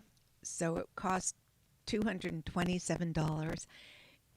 All this was based on the Buchla 227, which is the spatial module that I've been showing you today. And that seemed impractical, so I did my new album. I released it only digitally. But I'm going to look into it. So there's a company in Australia called Involve Audio, and they make an encoder and a decoder based on the old SQQS encoding, decoding. And that's how we encoded the quad album. And they made the decoder, and we included it in the package. Now they sell a separate decoder, and there are also decoders that are built into a lot of equipment now because of the 5.1 and home theater interest. So I'm now planning to finally do a vinyl of the same concert, which is called Improvisation on 4 Sequences in Geneva. I forget the name of the concert, but anyway. But it's tricky. It's challenging because when we went to upload the quad files, we hit barriers. You have to use FLAC files. The upload bandwidth is not that, healthy. Quad is a hungrier format. You have more data. You can always do it through specialized outlets for audiophiles who want, quad files. But to the general streaming public, it's still quite difficult. I mean, you can't stream quad in Spotify or any place else that I know of, So anyway, there's more pressure being put on the system, and there's the cat. This is kitty. The big fat cat that moved in. Just it's amazing to have. As we were talking right before this, I said when we did this event last time, Sudan brought out her pet snake, and now you've got your kitty and this bukla. Right. Yeah, I know Kamran actually showed me. We hung out one time last year, and he showed me how to decode from YouTube using his plugins, and he played me Pink Floyd's Money song that was mixed in quad originally and decoded from YouTube. So I know that his plugins do that, but it was like it was revelatory for me because I was in my studio listening to YouTube, and then all of a sudden it was in quad. So I do know that there is it is possible, but and I know very little about this, but I do know that he had given me some of his plugins to encode the quad mix that I'm making so that it can be played on Spotify, but then it can be decoded. So I know that there's so much to it. I know that both of you worked tirelessly to get your record out in the format, and so it's awesome that both of you are going the extra distance to make sure that folks can hear it the way that it's intended to be heard. Well, I know he went full throttle towards quad. After this project and maybe before, but I don't know, but I don't use, I'm in a world of analog now. So I'm the only person I know who doesn't use Ableton. And so I don't use, I haven't used his plugins, but I'm anxious to hear more about it. Involve Audio sent me their decoder, and what they can do is take any stereo input and quadify it. So that's interesting. So you can have anything turned into quad that wasn't even designed for quad. So you can take any stereo, say Spotify or YouTube, and listen to it in quad. Oh, that's great, because if you bother to get a quad set up, then you want to be able to use it even, on a daily basis for things that weren't originally quad. But, what I'm trying to do is have a already designed quad mix come out in the original quad that I wanted, not some quadification of the signal, right? So, but their box does that too. So I'm involved in them, and I think that's where I know Kamran had them do the box that we sold, the decoder. They did it in Australia, and they're on to something. But, the world of quad is, a mixture now, because there's not a lot of content that's designed for quad still. So the desire to make a spatialization of a non-spatialized content is there. But we also want, because we're electronic musicians, to have the beautifully designed spatial movement that we really want as part of our music. We want that to come through. Exactly. Absolutely. I love that. Yeah, we've got a couple more questions if you're down. Great. Love it. Ryan, hey old friend, how are you? Oh, okay. I guess I gotta reload our other broadcast studio. My image went away, so I'll just ask the question while I'm reloading here. Yes, are there any software tools for spatialization that you have tried or enjoyed? Well, yes. Software tools.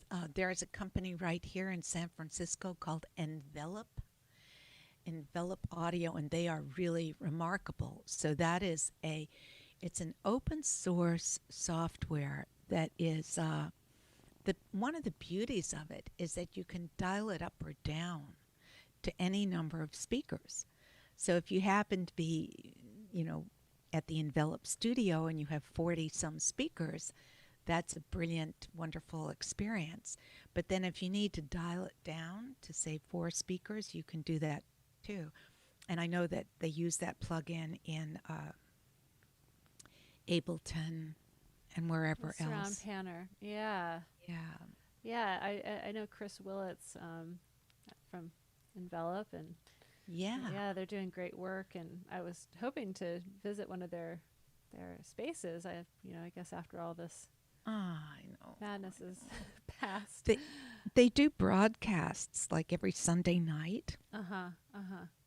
And you listen with headphones.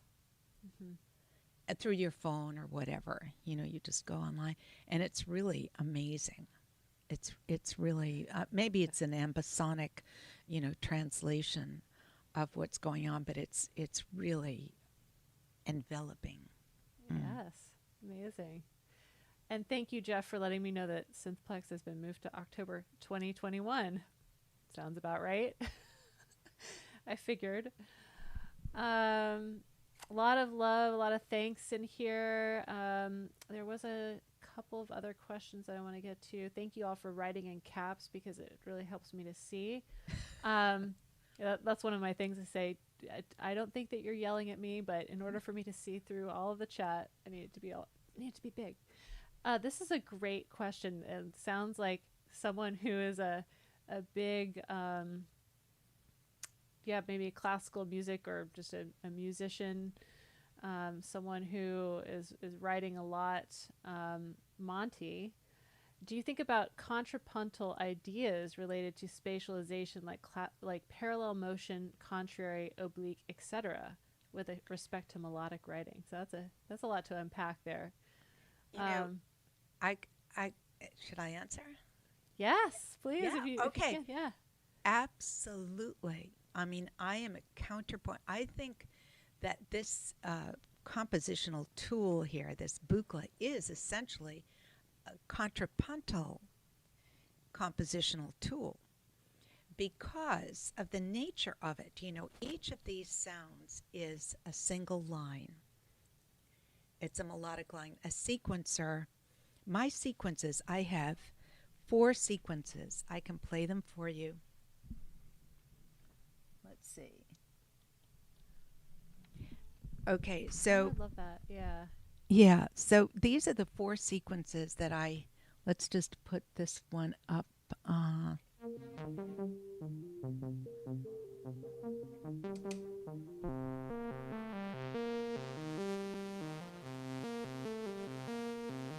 Let me put it down where it belongs. Down an octave.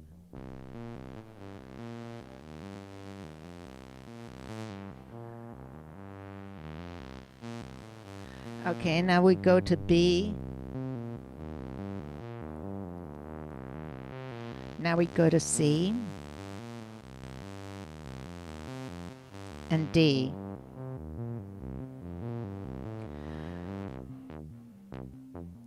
So what I can do through the morph, let's see if we can see the morph. What I can do with the morph, I have this one doing a random motion.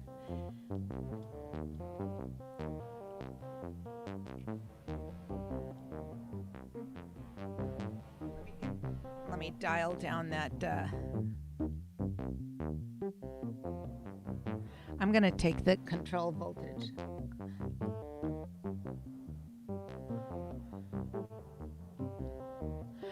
Okay, so what I'm doing now is I have,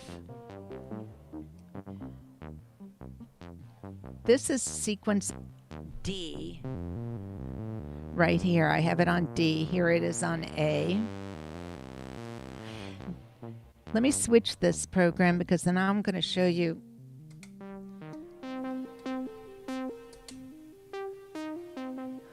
I'm going to play just, this is A. And now I'm going to go to, I have two oscillator outputs here. And now I'm going to move them together. So this is counterpoint. This is A and B together.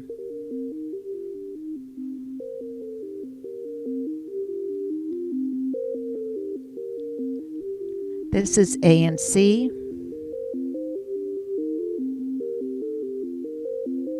A and D. Okay, so say I'm on A and B. And one of the techniques that I like to use is to add transpositions. So what's happening? I'm going to play you this one sequence. It's jumping. The light is jumping. Why is the light jumping? It's jumping. The sequence is playing in order because no matter what stage this goes to, it's looking at A. It's looking at sequence A, unless it goes to 1. But it's randomly choosing a different octave transposition. This is a compositional technique that is, generic to this type of instrument. So let's listen to that. So we're just listening to sequence A with a random jumping of octave here.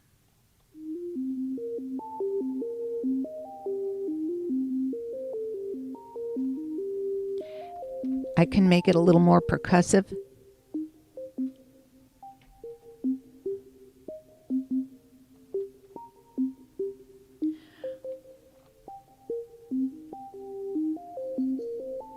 I can put in some really high notes or low notes.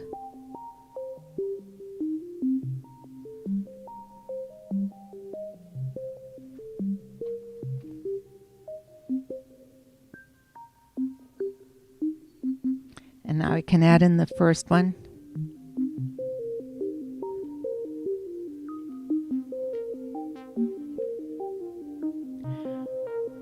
And so I have only 2 sequences going, but now I'm going to add a sustain on one of them.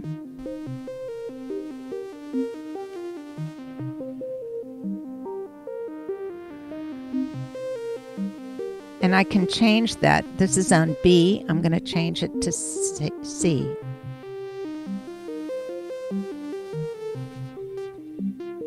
And then change the rhythm of it. Now I'll go to D with sustain.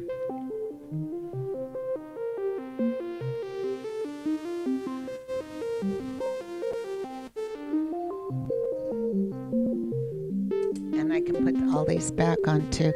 So anyway, these are just things. these are, the fundamental materials that I'm dealing with is 4 sequences. And they are designed to work vertically, obliquely. I can access, with this Marv, if this is running. Okay, now I'm having, I can also change these. So it's gonna,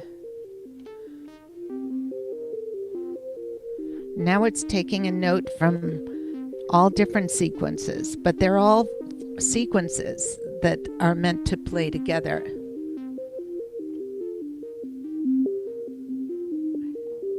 Hear that new sequence that comes out of, and that's because I have complete access to those pitches.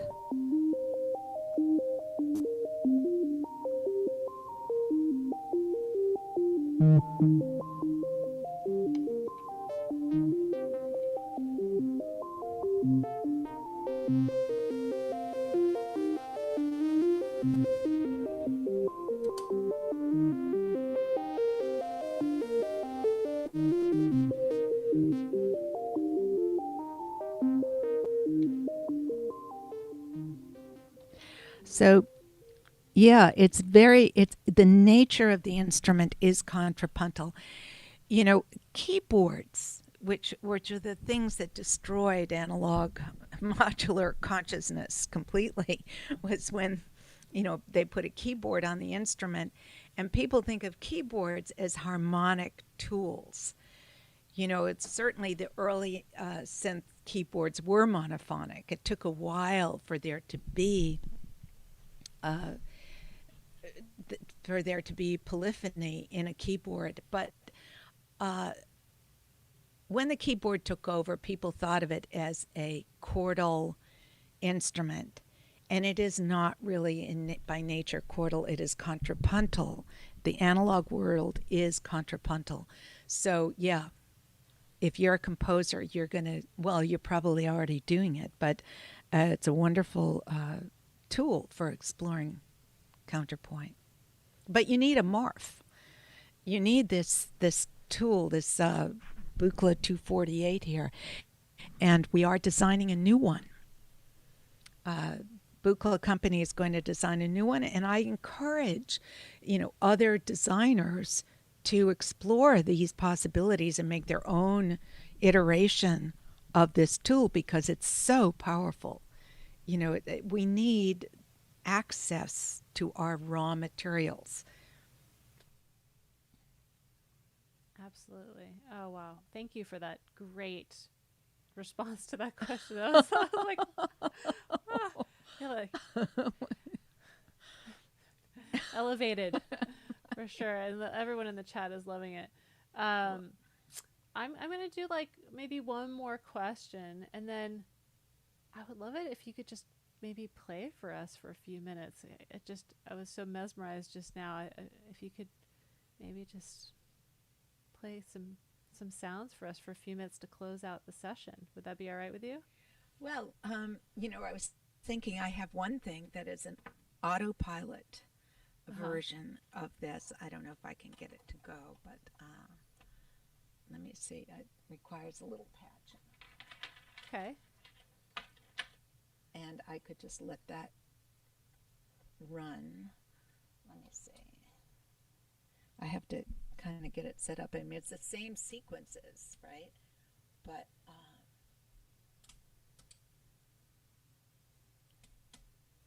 it's called The Jungle. All right. And if I can get it set up, then we can just listen to that. Maybe we can all just bliss out for a few Yeah, moments. let's see if I can get it to work. Okay.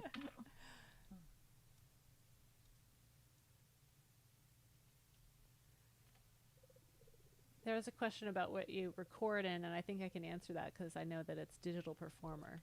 So yeah, I'll answer that question.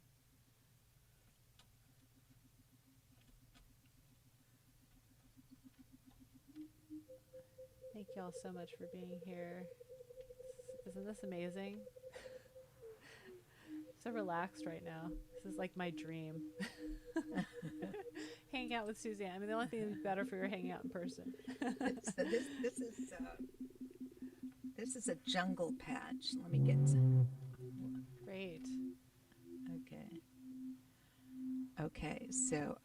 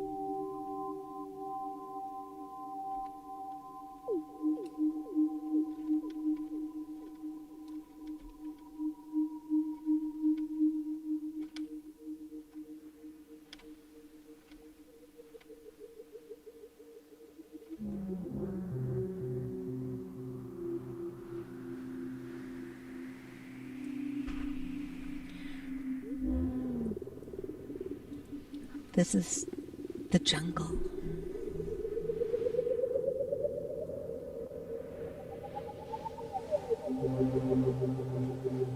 These are the same sequences, but now they're sloped, and the envelope is random, repeating. And then I can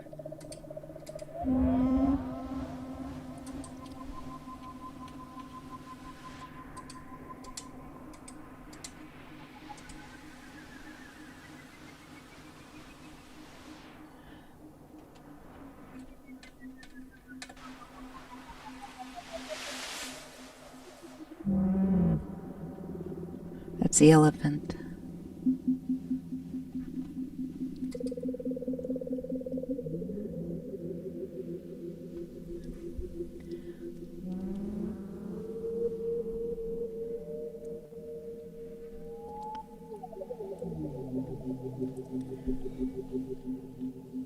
So this is like a automatic patch. Do you hear it? Yeah? Oh yeah, we hear it. We're just vibing, mesmerized right now. I'm in the jungle. I think everyone's in the jungle. Beautiful. I have a few more effects that I usually put on it that I don't have on now, but anyway, that's that. Yes. Lots of great comments, great music to listen to at the beach. A lot of people want to hear this at an amphitheater, the ocean. Oh, this is amazing. Yeah. Well, I am on the beach, you know. You are. I am. I'm on the beach, yeah. You are. There was one last question that I wanted to get to, if Okay. that's all right with you. Yeah. This is from Jeff. What is the origin story of your four source sequences? Are there any others that ever come out to play? The origin story of the 4 sequences is what I used to do. The original sequencer that I had was quite big. It was maybe 6 panel units, and it had a knob for every stage. So there were 16 by 4 knobs. And when I put, as I do now, I take those outputs of the sequencer and I put them into the external inputs of the MARF. And in the day, things were hard to tune, but the MARF had a quantized input. So if I put the sequences into the MARF, I could tune them very easily because they could be quantized. And so during a performance, I could actually go in and tune the pitches. That kind of interaction eventually solidified into 4 sequences that just seemed to work together. It was an evolutionary approach of just, choosing pitches and then realizing that they had their own identities as rows that worked together. And so that's how they originated. How were they frozen in a document? Believe me, I had no interest in documenting anything I did, but I got a grant from the National Endowment of the Arts as a composer grant. And to satisfy the grant, I had to write a paper. So I wrote a 40-page paper about how to play the bukla, how to perform, because it was all about performance. It wasn't about recording. We didn't have home studios then. And, if I recorded anything, it was to a 1/4-inch 2-track. So it was all about live performance. And that paper, Report to National Endowment, is what I referred to when I came back, and there were the 4 sequences. And so I just said, okay, I'll start there, because it really is starting material. Another aspect, though, is that in this new world of analog digital, in order to perform, to have this compact instrument, my sequencer is not really performable. So I make a big distinction about, modules that are designed for live performance and those that are not. And once you have to get into a menu, it doesn't work. So when I came to the 200E, the MARF was gone. They had instead the DARF, the Dual Arbitrary Function Generator. And it was a beautiful oval-shaped sequencing device, but it wasn't performable. So I got a clone. I have a clone here of the original MARF. And we are redesigning that so that, we can now have a performable MARF. Is that? I could go on and on, Yes. I don't know if anybody's interested in this stuff, but the MARF. Yeah, you're looking at the MARF. The MARF is there. Okay, great. Yay. Yay. I went off on a tangent there. No, Sorry. we love your tangents. Kamran is now in the virtual building. Hello. Oh, Kamran. Oh, fantastic. Yay. Yeah, he's next to the Berlin Zoo, so he said the jungle sounds worked quite well. Well, we wish we could talk to him right now, I know. Well, he's saying hello, and I did want to ask one last question because it's Jules's question, and Jules is the MVP here in the background, making all the things switch and making sure we look and sound good. So his question: what type of new synth modules would you like to see? Capabilities you desire that don't exist yet? Well, my goal for synth modules is performability. I think that Buchla, had that in mind when he did the 200 series. He was all about performance. This makes sense because in those days we weren't making studio albums. We weren't in recording studios as individuals. I mean, you had to have a record deal and you had to then get a big studio. And, that didn't happen. I know Mort Subotnick got a deal and did a studio album, but most of us were focused on live performance. And so I'd like that to be the umbrella. Can you play it? Does it speak to you during performance? Does it have feedback? When I became aware that there was a whole renaissance of interest in analog modular, I started to look at what was, when I was at the Audio Engineering Society or the NAMM show, I would go and look at the new modules, and I was quite concerned because there was no feedback. What's going on inside? How do you know what's going on? I have constant feedback. The lights are telling me what's happening. That's important. So you need feedback. You need to be able to put, it's a design, conundrum in a way. Don made his instrument a little bit larger format. Why? Because he looked at the human hand the same way he made his keyboard that you can see here, not like a traditional keyboard. It's actually, shaped like a hand. So we need to go back to basics. We can't go on autopilot and just do what's been done. We need to really look from the ground up what's needed. Buchla's interface was larger because the hand needed that space to get in there. And I still find Eurorack incredibly challenging because it's so tiny. So this size works very well. Buchla has, look at the number of lights that are in the system. It is just communicating like crazy.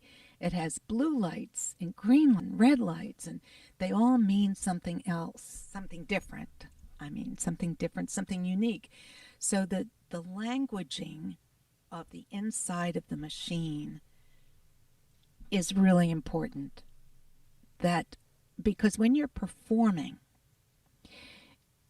you need to make split-second decisions. You need to know where something is. And all of these things that Buchla designed signal you. What is the rate of the random voltage? Where is the spatial motion? What stage are you on? So I'd like to see more feedback in general. I'm loving the new interfaces with the iPads, and I think there's room for that for graphic interfaces. I don't know how you integrate that into, your patch system, but as ancillary controls, for effects, as I use them, I think they're really brilliant. I can do things with this H9, for instance, when I'm doing the ocean, and I have I can actually rotate this thing. Let's see. So I have, I can't see. Let me just put on my glasses. So one of the beauties of this instrument is that I have an XY pad. And the XY pad, I don't think you can see this. I don't know if you can see this. Can you see this? I can tilt this. Okay. It's got a lot of reflection. But I can tilt the iPad interface for my H9 effect, and I can modify, the experience of that effect just physically dancing to the, what I want to happen. I can't show you that now because it's a very quad thing. So anyway, I'd like to see that kind of integration. I use I love the Animoog, the keyboard. All right. Yeah, the fact that I can, design the keyboard. This sound, by the way. Wow.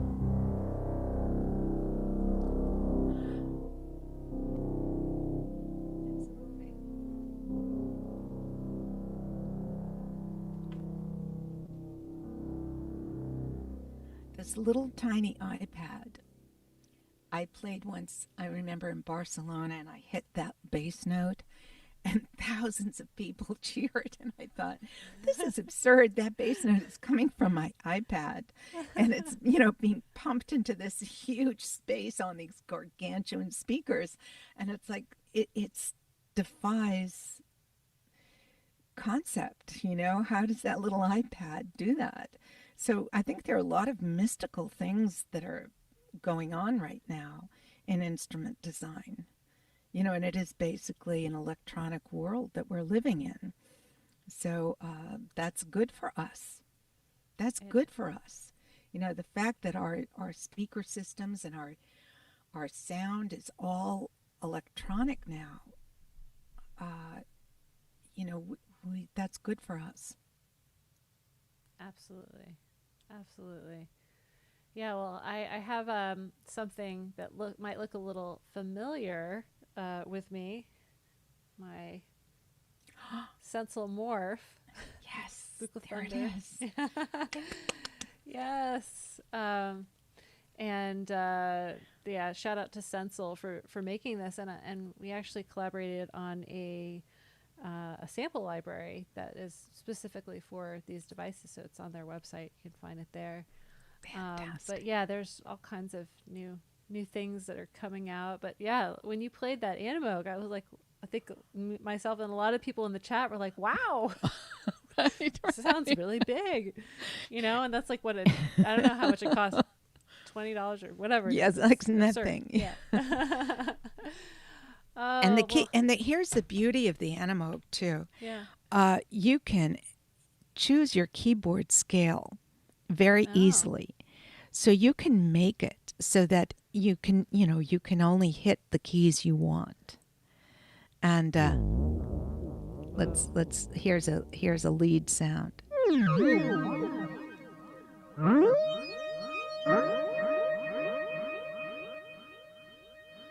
And I'm like, wow, I bought a sub 37 and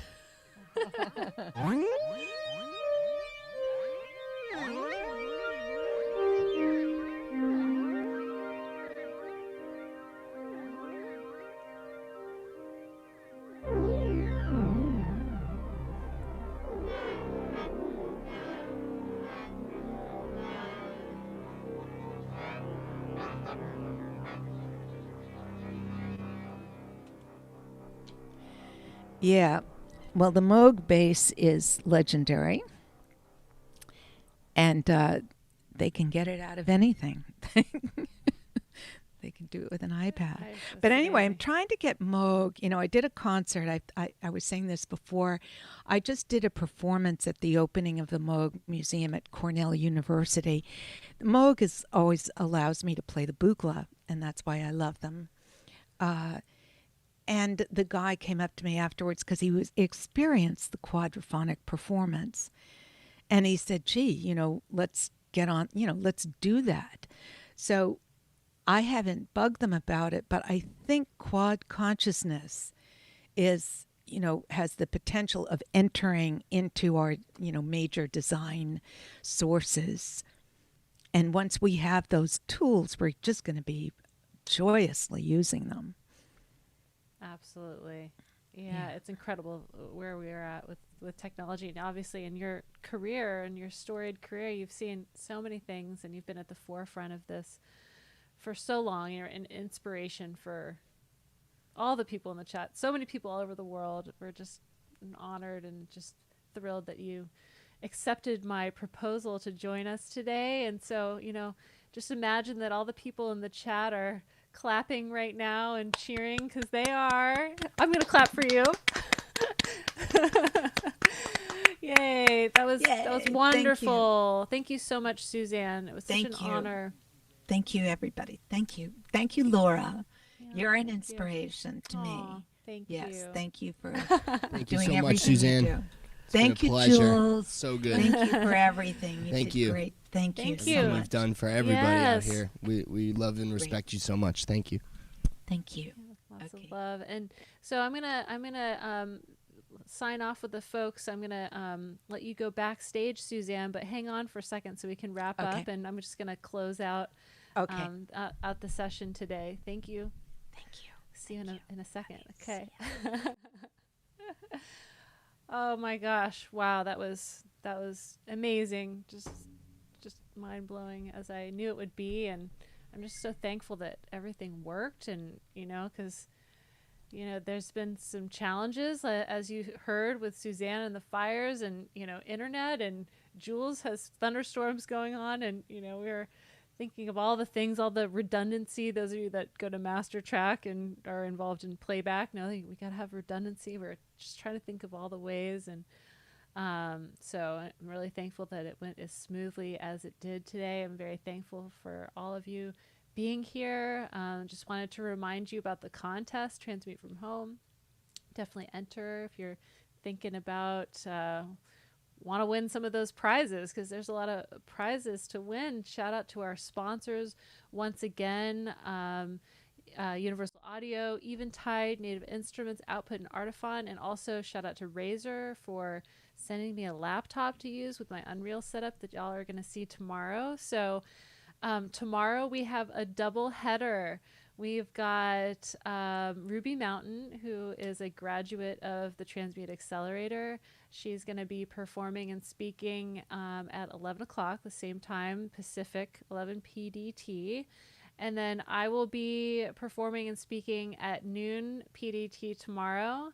So hopefully you can make it again. I see a lot of the same faces day after day.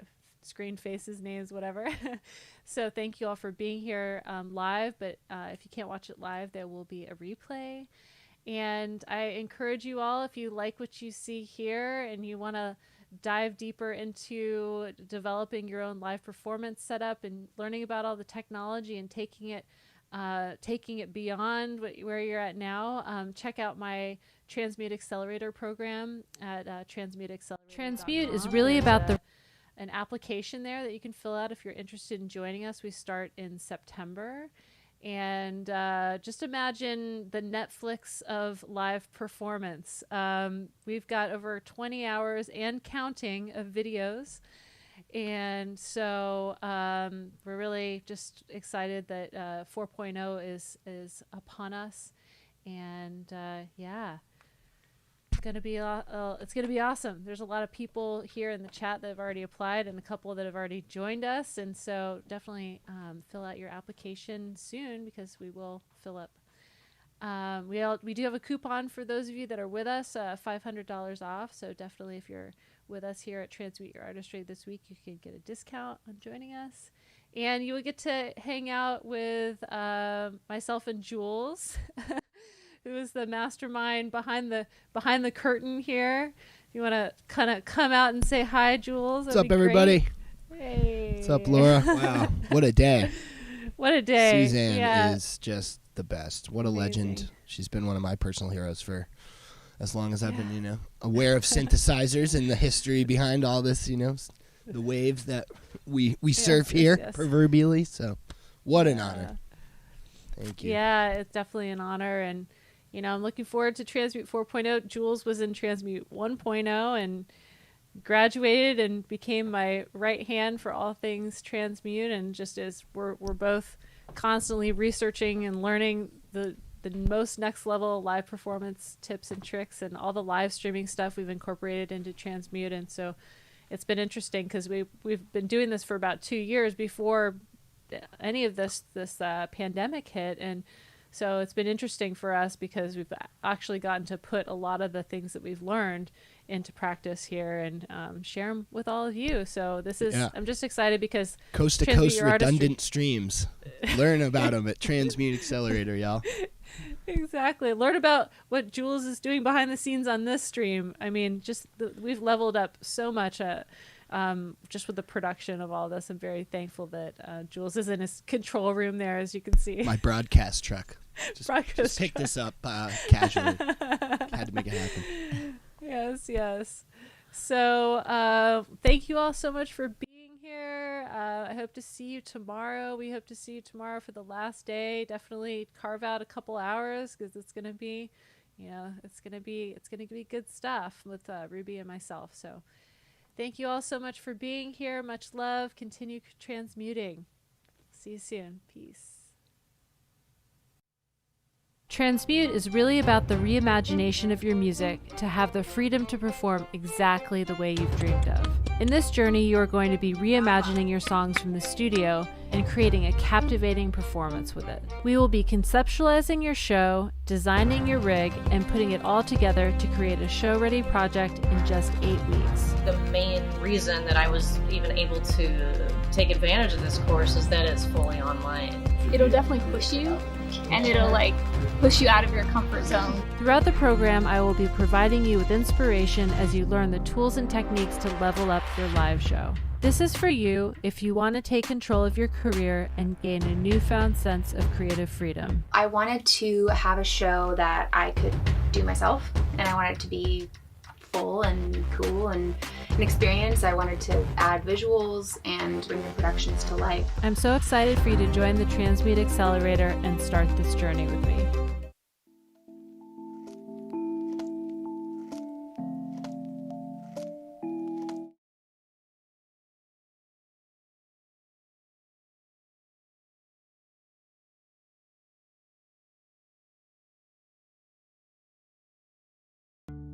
My name is Yolo Akili Robinson. I am the Executive Director of BEAM, the Black Emotional and Mental Health Collective.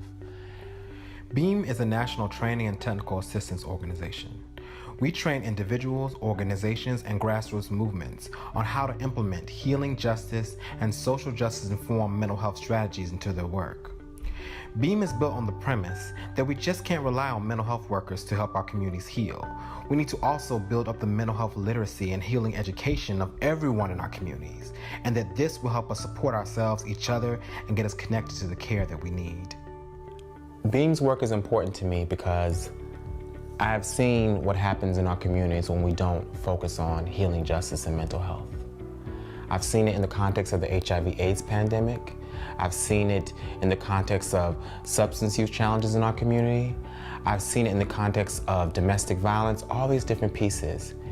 And for me, as a member of the community, as someone who's been impacted by that lack of awareness of those issues, I've suffered, and I've also watched people around me suffer.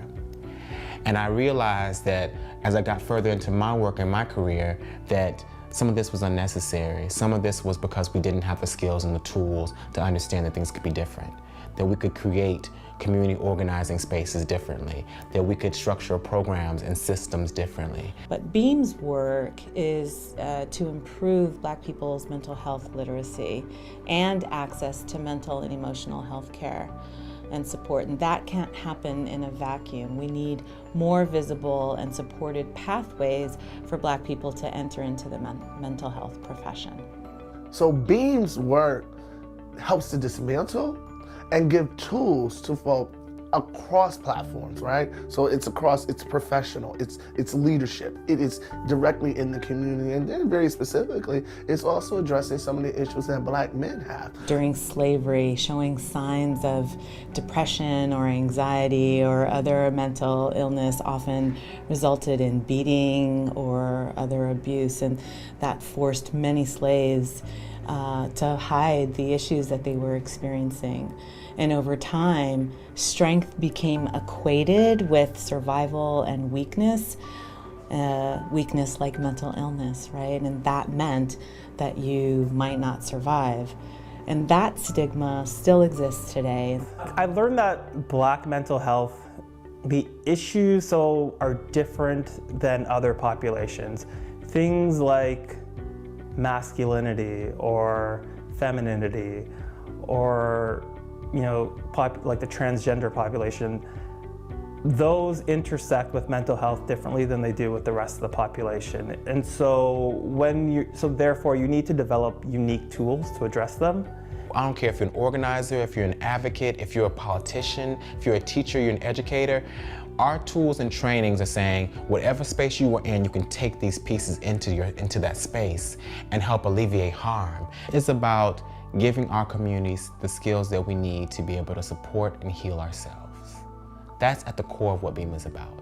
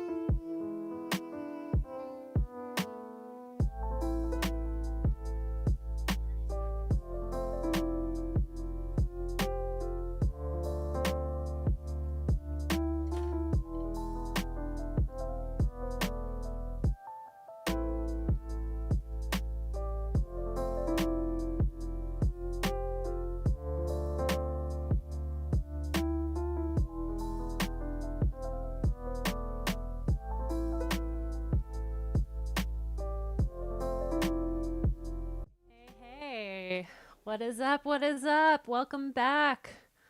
We are live. We are live again. Thanks to those of you that stuck around and watched our replay of Transmute Your Artistry with Suzanne Shiani, the legendary synthesist and quad pioneer. Oh, she's amazing, isn't she? That was so much fun having that conversation with her. And, you know, she's just been a dear friend and also just someone that I massively look up to. So getting to have that experience with her on the live stream was so incredible. If you're interested in watching the other ones from that whole week, it was really just some of the biggest knowledge that we've ever dropped and some of the most incredible artists that we've ever had on. So definitely check out on my YouTube. We've got a playlist of all those videos. It's called Transmute Your Artistry. And if you're just tuning in, I'm Laura Escaday. I'm the founder of the Transmute Accelerator, the Transmute Society, and soon to come, Transmute Academy. We're going to tell you about that next week. So today we are celebrating the culmination of our 8-week Transmute Accelerator program, and the artists from that program are performing, as well as our Transmute Society members, which are previous Transmute Accelerator graduates and are now in our year-long mastermind program. So very, very excited to have all of these amazing artists in one space for once, performing, doing what they love to do and what I love to do and what we love to share our knowledge about. So thank you to everyone that's tuning in today. Thank you to my team. I really appreciate all of your help. Shout out Jules, shout out Stephen and Hannah, who have been working behind the scenes tirelessly today to make sure that you all get the best experience and to make sure that our transmutants have their sessions and their sets flowing so well. So thank you all. Much love to you. And much love to you all out there in the ether watching this. Thanks for stopping by. We've got some incredible artists coming up on the way from our American friends who we are sitting here kind of impatiently waiting the results of this election. And hopefully this is taking our mind off of it today. Don't forget to donate to BEAM, the Black Emotional and Mental Health Collective. All of the proceeds from today, please support. If you're enjoying this stream and you want to support, we definitely recommend it. They're a great organization with a good, powerful message and are being a catalyst for change in these turbulent times. So support BEAM. And and support the rest of our transmutants. So we've got some amazing artists coming right up in just a second. So I'm going to say goodbye and thank you all for coming. Prepare to have your socks knocked off.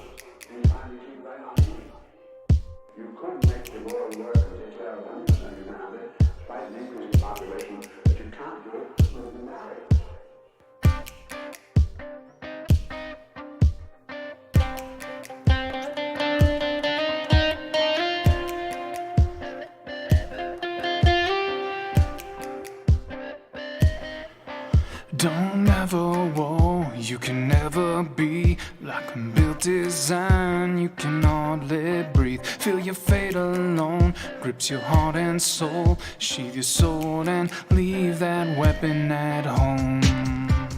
Leave that weapon at home.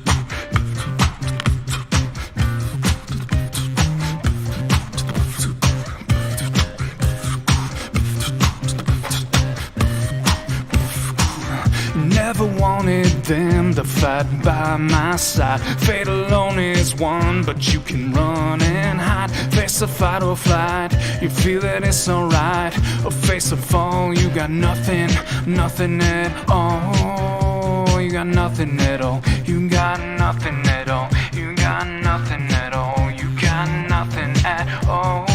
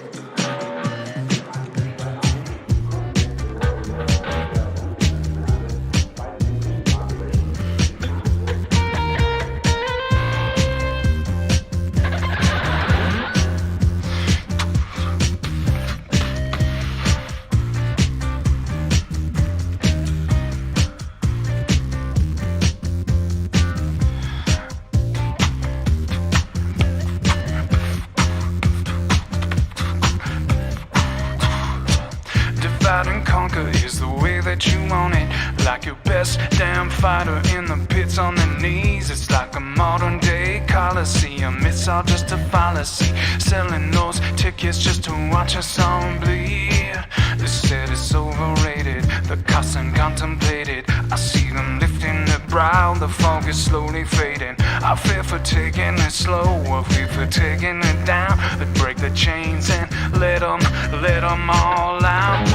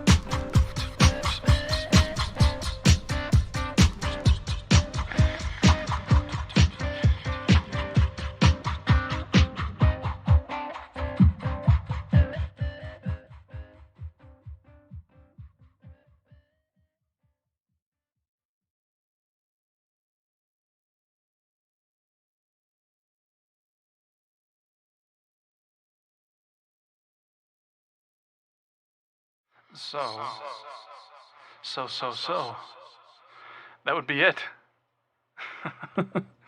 Thank you, everybody. I had a bit of a experience setting that up. I hope you enjoyed it. It was kind of some randomness, a little bit of improv. I think you can tell. I hope you enjoyed. Cheers.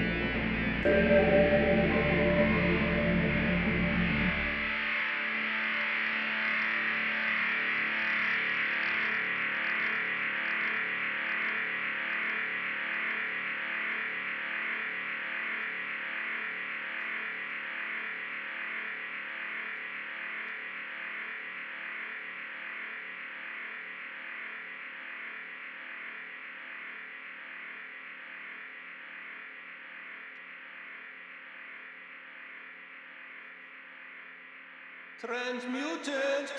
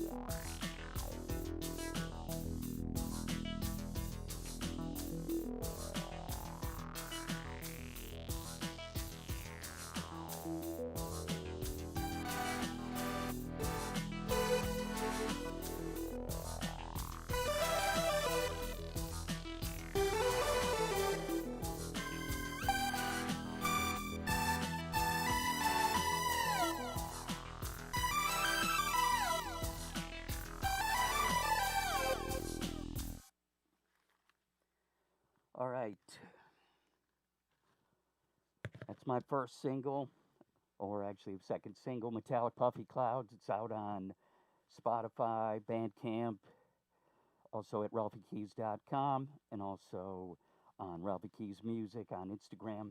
That one was inspired a little bit by Doctor Who, this mask, of course, being a Cyberman. This next song is also inspired by Doctor Who. It's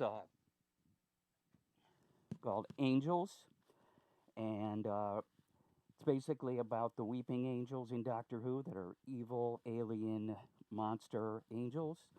But throughout the piece and the video, you'll see angels from the Old Testament, angels of war and pestilence, angels from the New Testament, guardian angels that look after us from on high.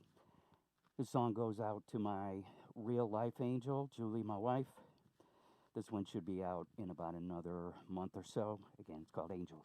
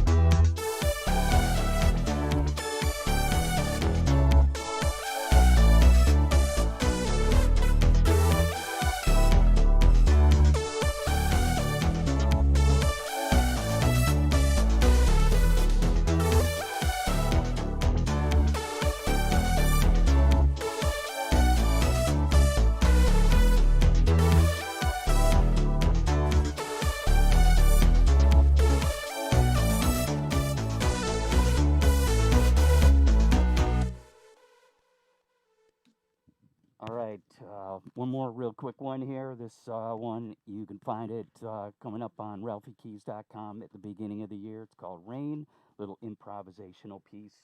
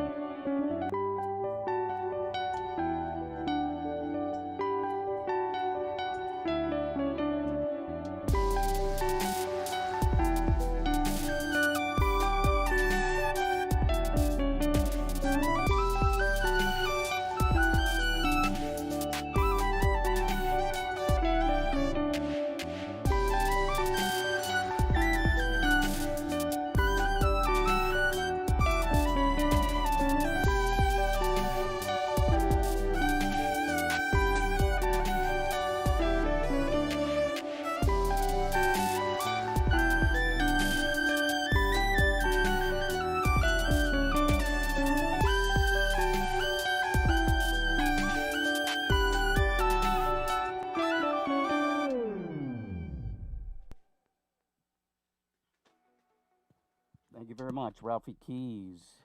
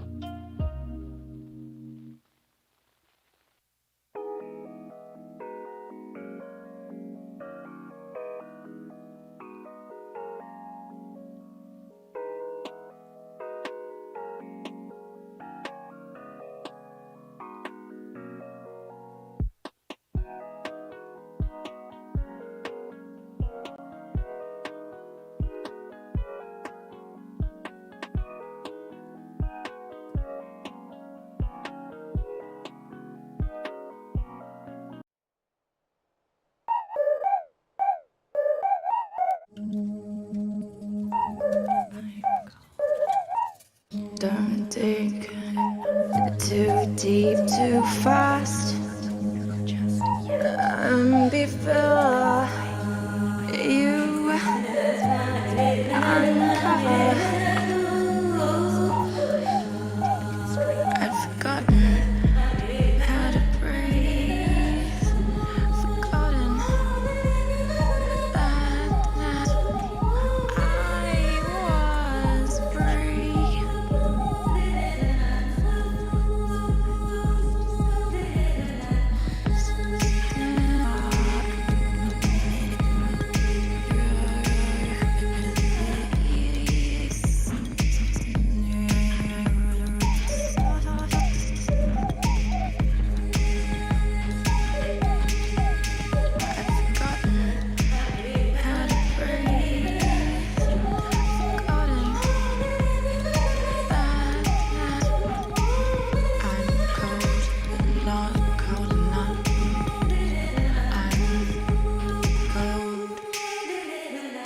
Not cold enough to need to do anything about it just yet.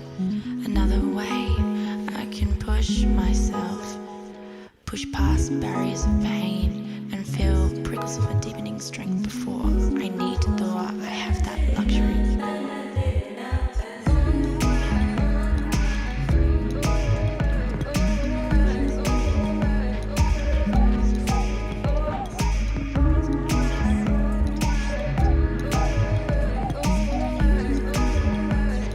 When will my luck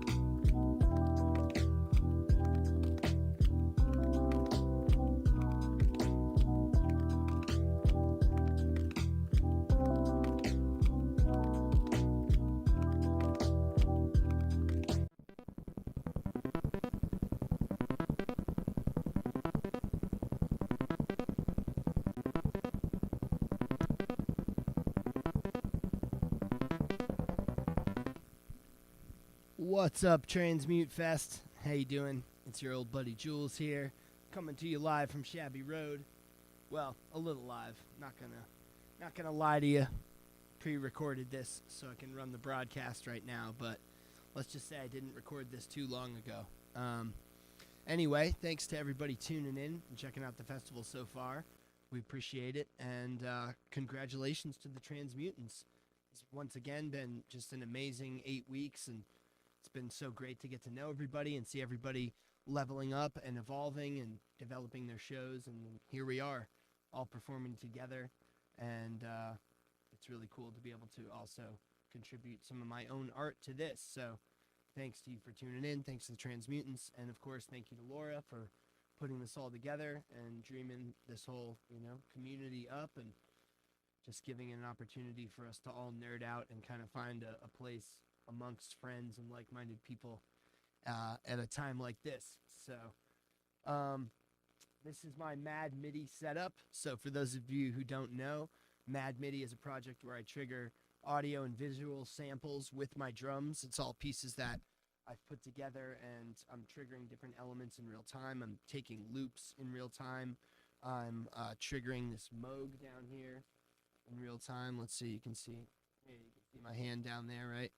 Got all my controllers over here, MIDI fighters, iPad running Touch OSC. As I said, I got a Moog Sub 37 that's getting MIDI from Ableton that I can reach down and tweak and send loops to. Triggers on these drums here. I've got lights that are controlled by DMX MIDI.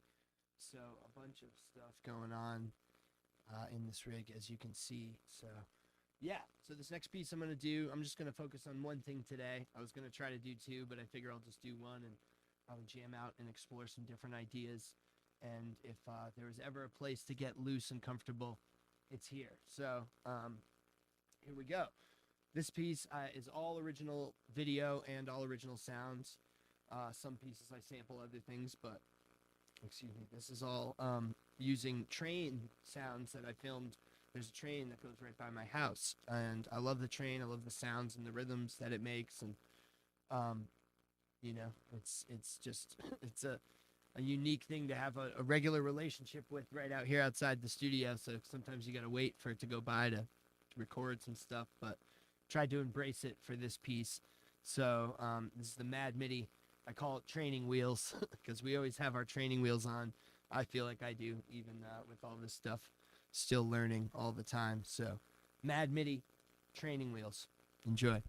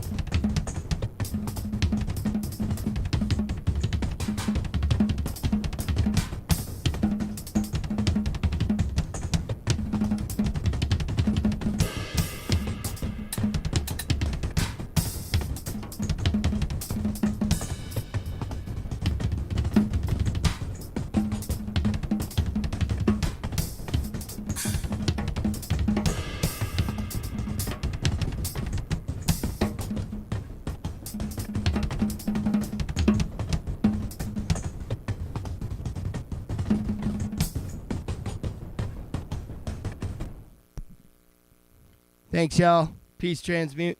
See you later.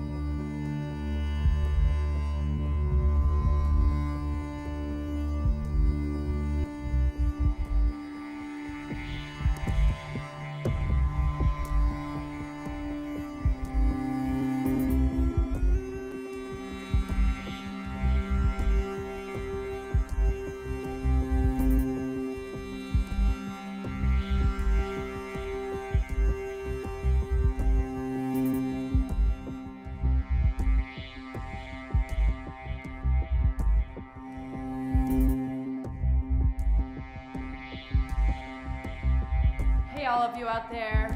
It's been such an honor to be part of this whole incredible crew, all these transmutants, all these people up-leveling their artistry, their live sets, and, you know, to be part of this. Thanks so much to Laura, Escude, to Jules, to Steven, to everyone on this team, you know, we're all in it together. This is an improvised set. My name is Hannah, streaming from Venice, Los Angeles. It's for fun. Thank you.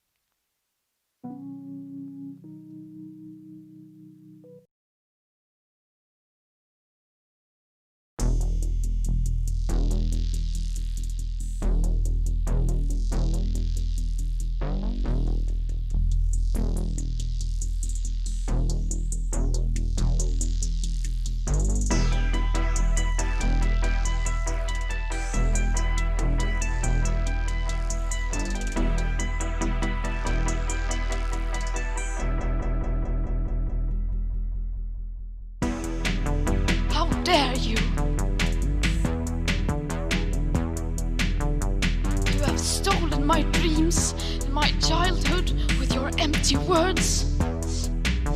How dare you, dare you, dare you, dare you, dare you, dare you, dare you, dare you, dare you, dare you, dare you. People are suffering.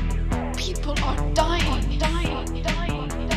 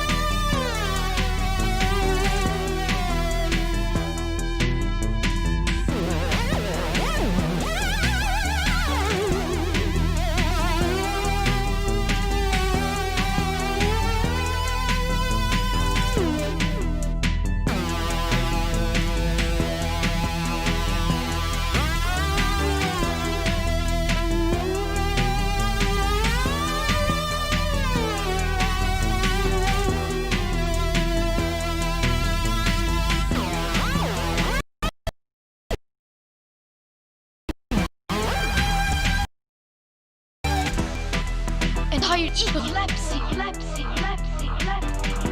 We are in the beginning of a mass extinction, and all you can talk about is the modern fairy tales of eternal economic growth. How dare you, dare you, dare you.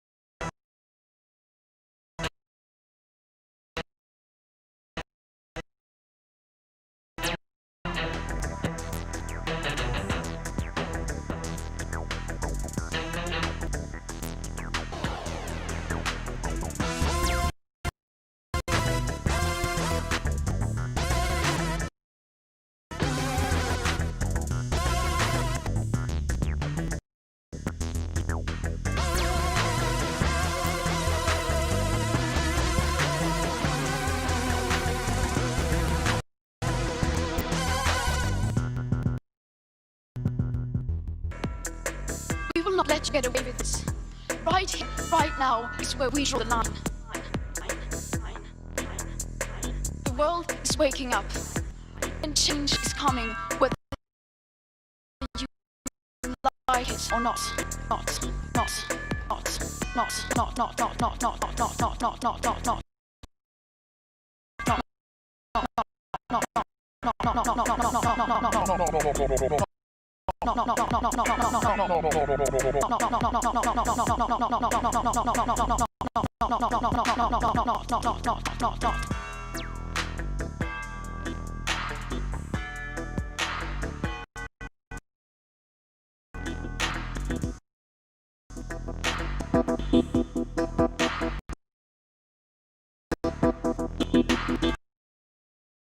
People are suffering. People are dying.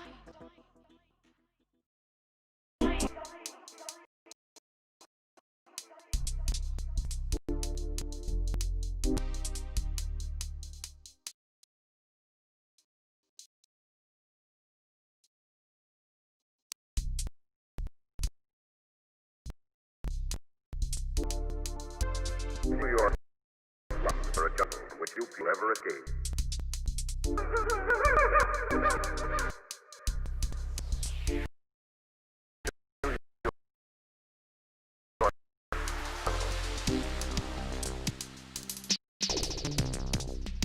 New York jungle.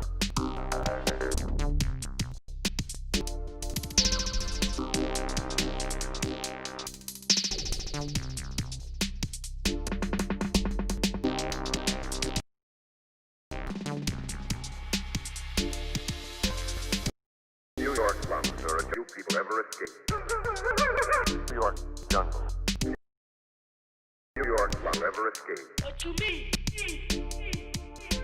New York slums are a jungle. Few people ever escape.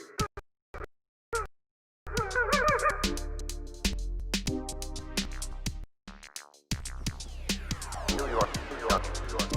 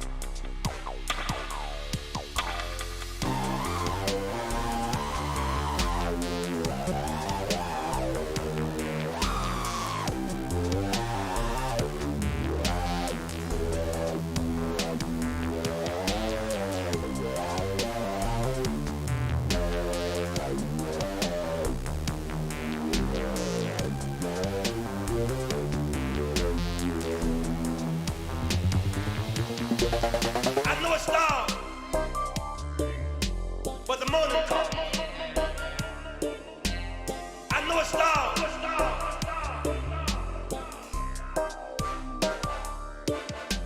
On time like this, we need a power. On time like this, a power. Lazarus, it's morning time. Lazarus,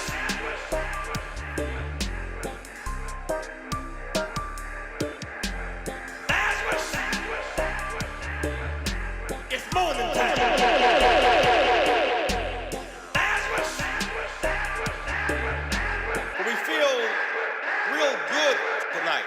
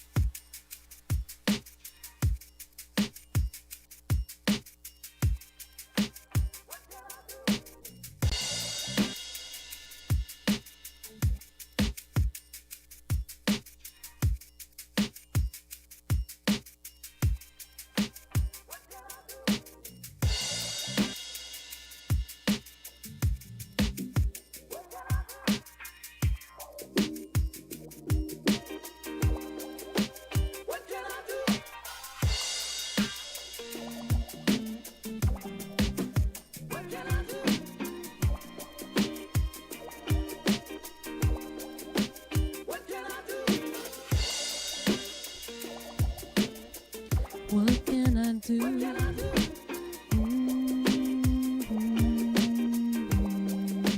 What can I do? What can I do?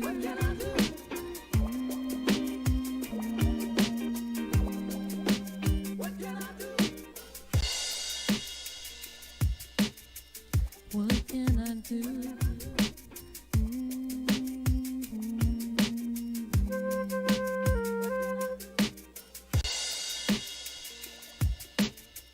What can I do?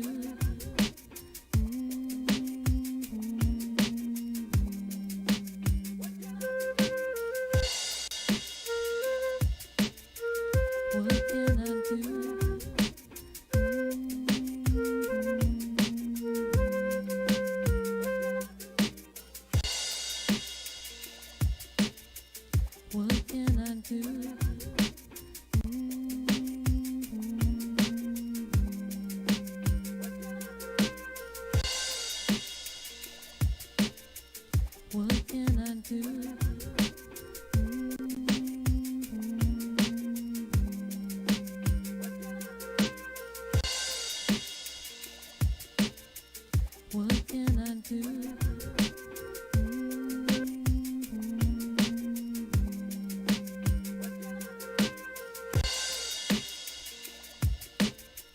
What can I do?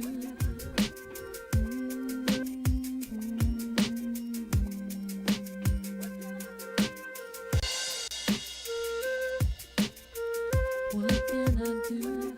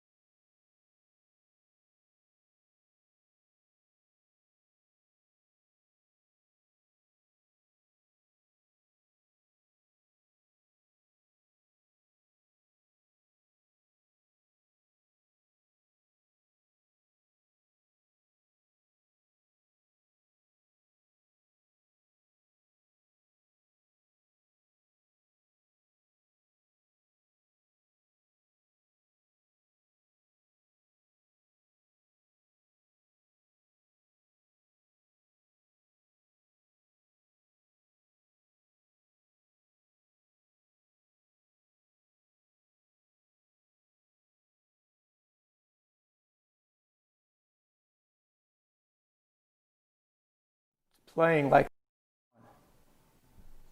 What's up, y'all? So it seems like Friendship's having a little bit of a technical difficulty with his Wi-Fi right now, which is unfortunate because he had such a sweet setup and we saw it coming through a little while ago. So trying to figure it out right now. I apologize for the technical difficulties. Definitely hearing some Wi-Fi problems with people here and there. It's just part of the nature of the beast here. So in a moment of education, make sure that you always hardwire and you're running an Ethernet cable directly to your router.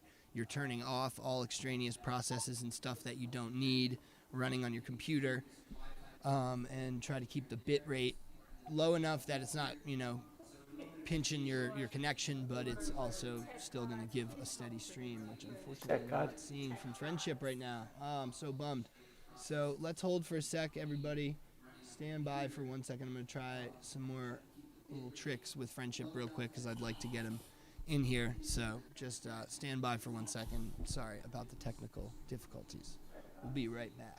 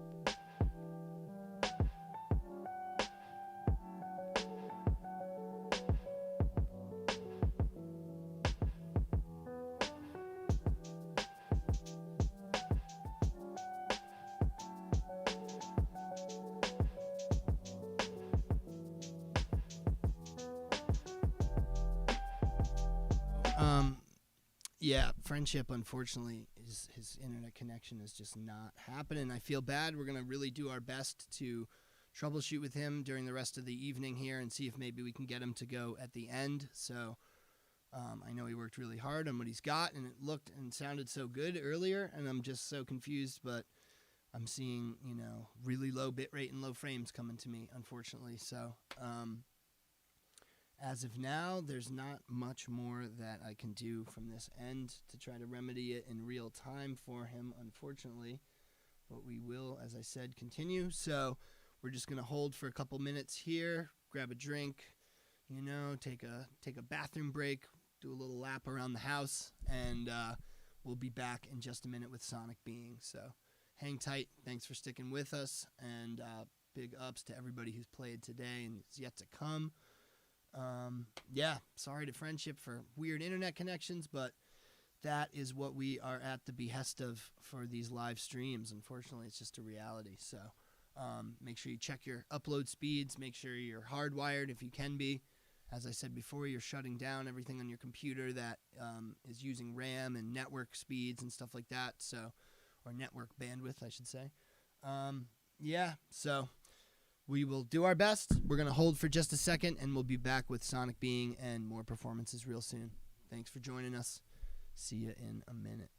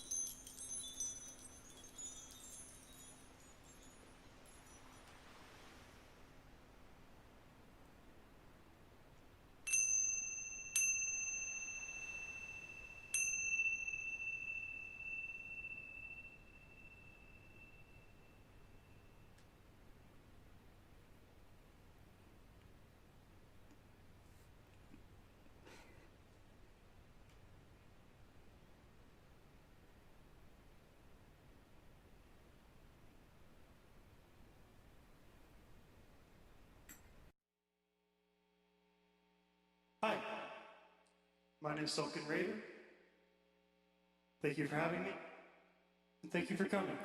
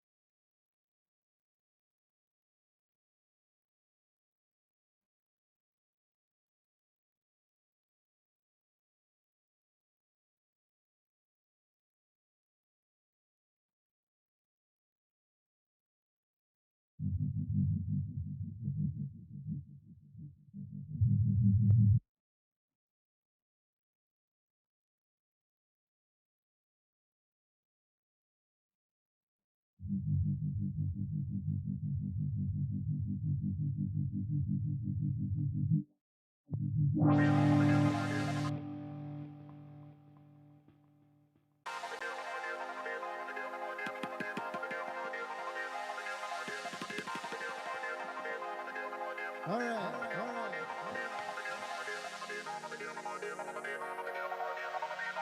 Hello out there. I'd like to thank you all for tuning in to my live set of music On the World Wide Web.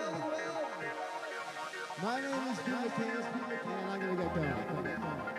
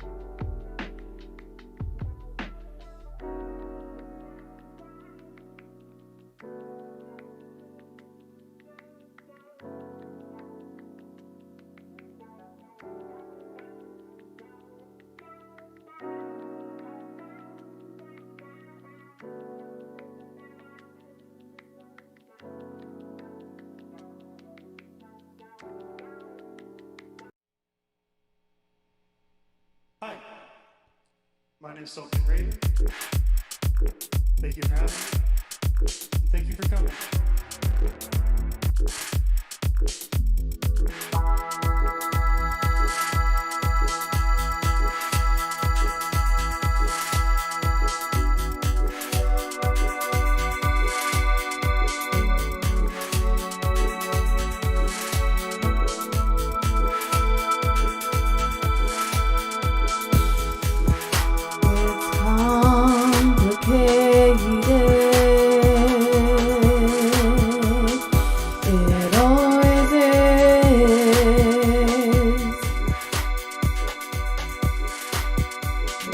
That's just the way it goes. It goes.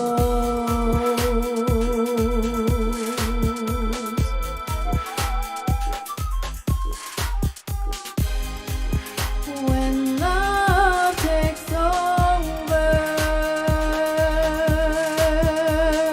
tonight, when love takes over tonight, when love takes over, takes over, when love takes over tonight.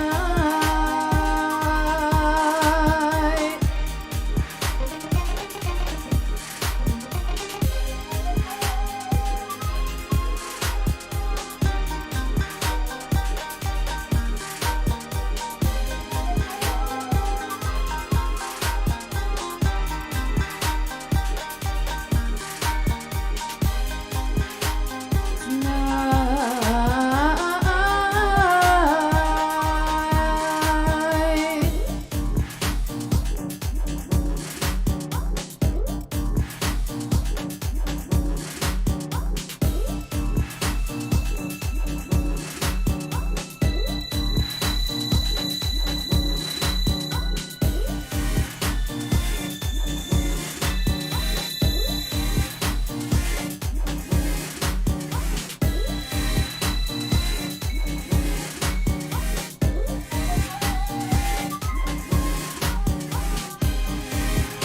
When love takes over,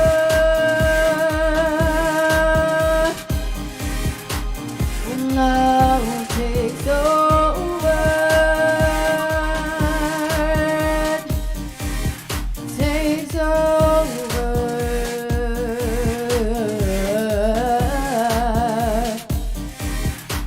takes over.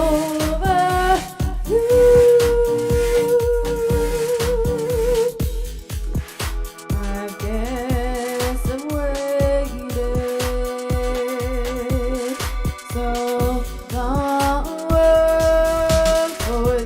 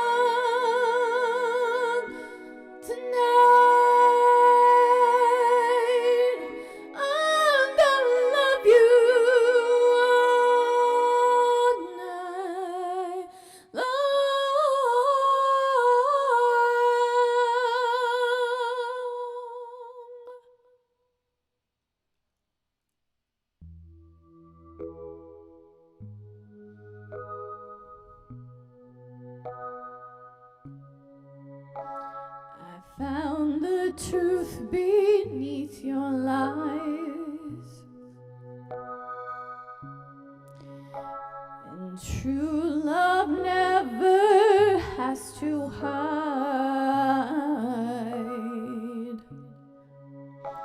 I'll trade your broken wings for mine.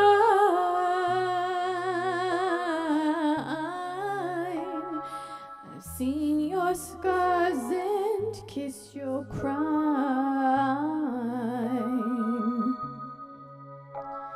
There's so many people that are just trying to touch ya. Kiss up and rub up and feel up. Kiss up and rub up and feel up on you. Give you some time to prove that I can trust you. Again, I'm gonna kiss up and rub up and feel up. Kiss up and rub up and feel up on you all night long.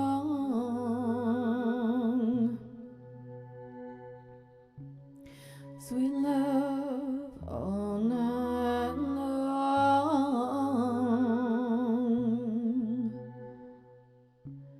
All night long.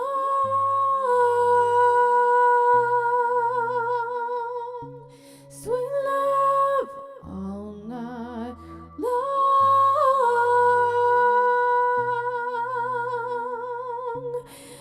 Oh, I wanna be together, ain't no other. I remember sweet love all night long.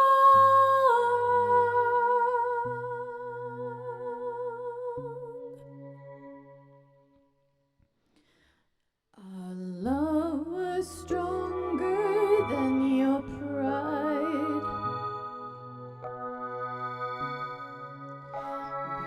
Behind your darkness, I'm your light.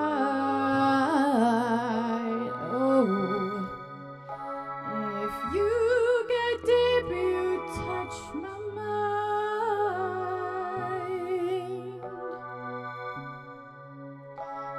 I've seen your scars and dry your eyes.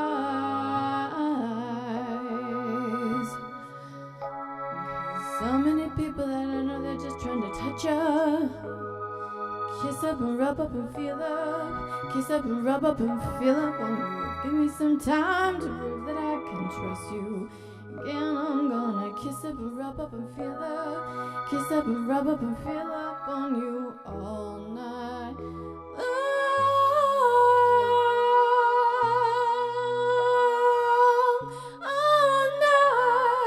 All night long.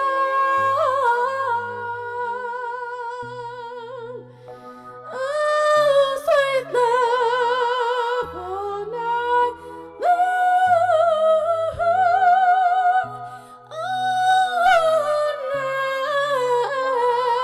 All night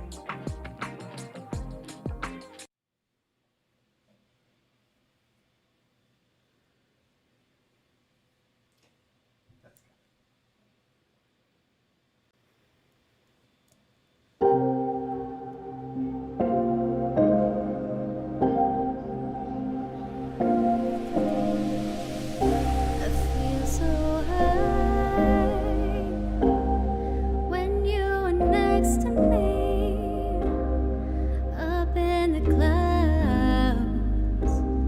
With you is where I want to be. If only life were as simple as that.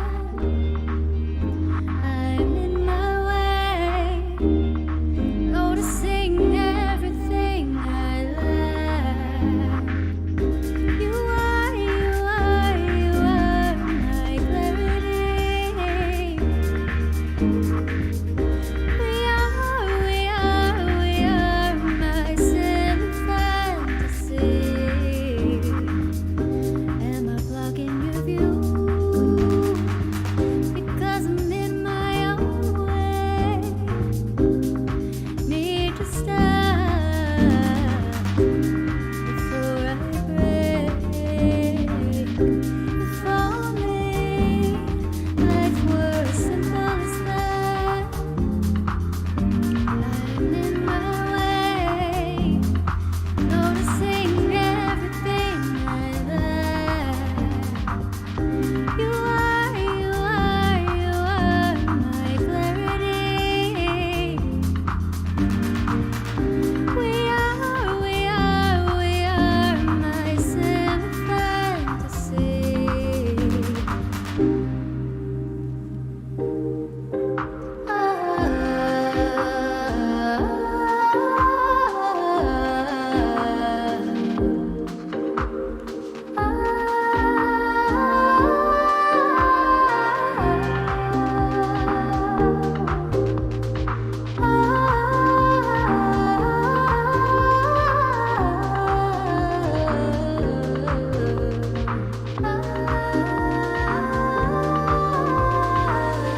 You are my clarity. We are my simple fantasy. You are my clarity. We are my simple fantasy.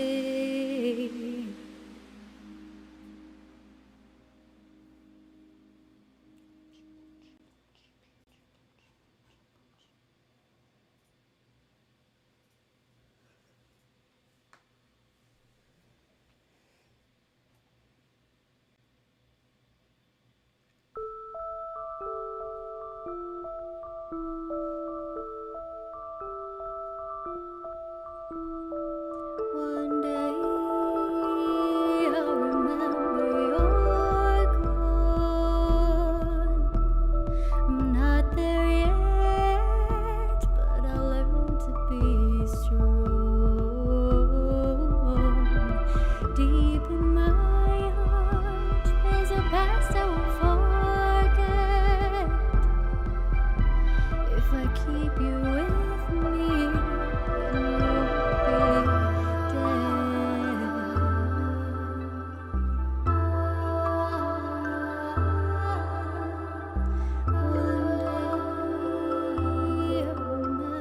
you'll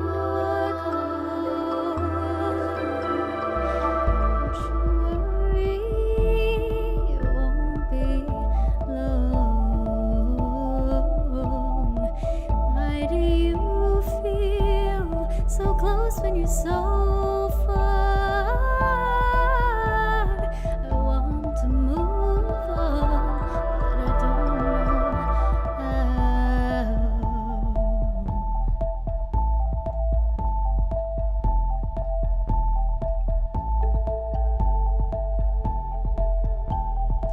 Soon I'll remember you're gone. Don't you worry.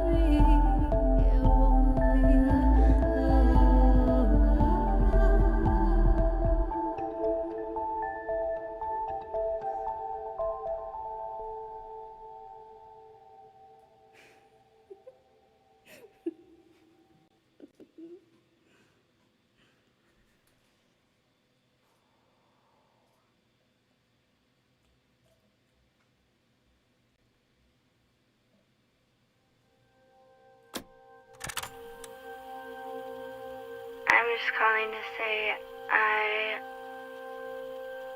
love you.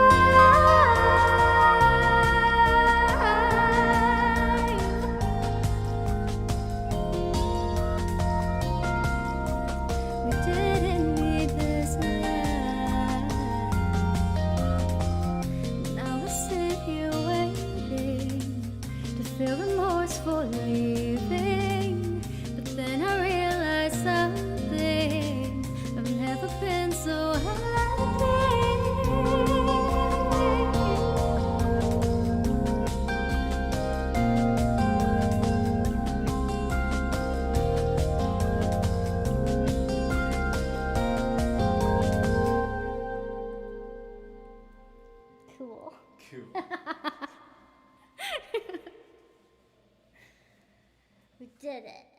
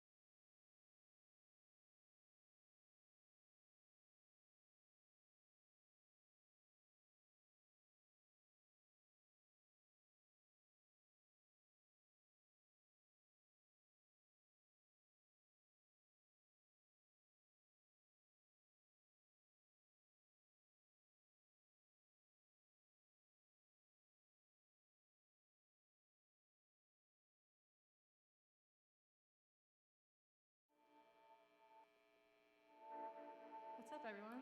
I'm Dozer. Thanks for being here.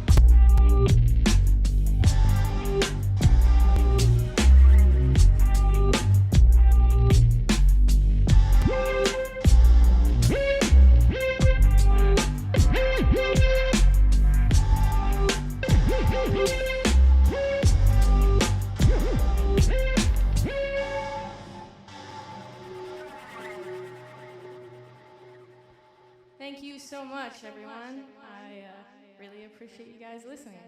I've been Dozier, and thank you so much to all of the Transmute family, and Laura, Jules, Hannah, Steven, everyone. Thank you so much. I really appreciate it.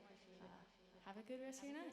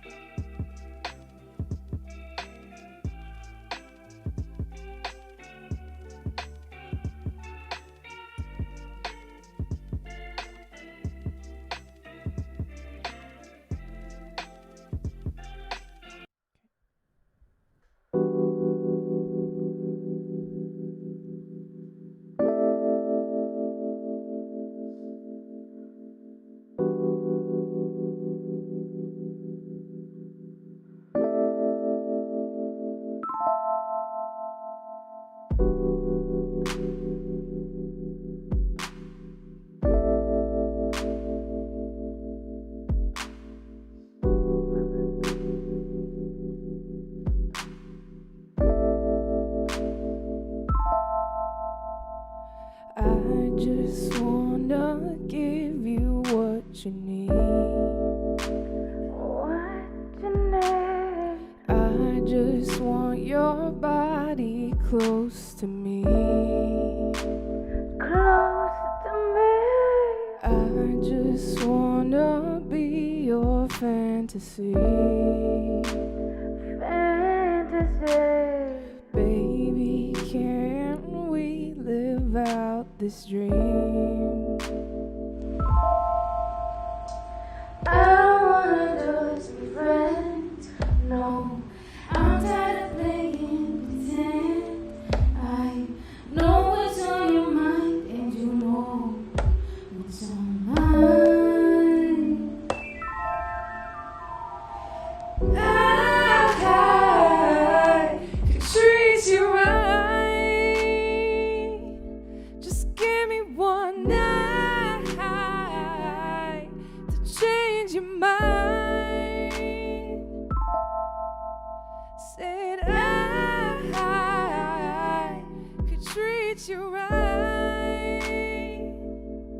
Just give me one night to change your mind.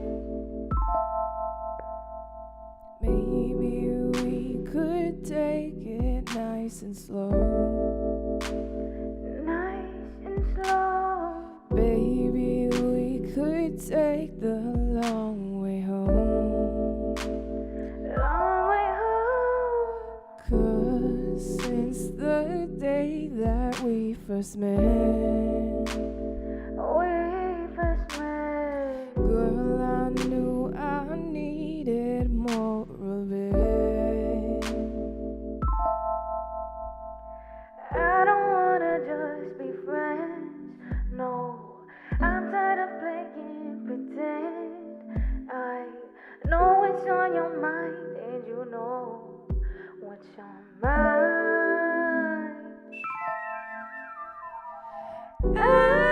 I could treat you right. Just give me one night to change your mind. Said I could treat you right. Just give me one night to change your mind. Change your mind.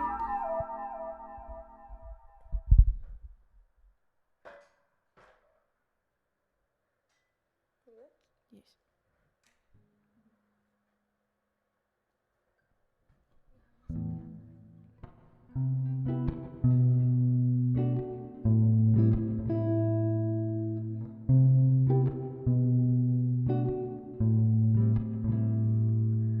We started with just a little conversation. How easy it is for our minds to intertwine. And the night is so young and the tension's only getting thicker. Fear and desire fill your eyes. I know it's hard when you're used to denying all of the cravings that you've buried inside. If only you let yourself go, even just for a little. Release all your inhibitions, holding you tight. Ooh, let's make a little love tonight.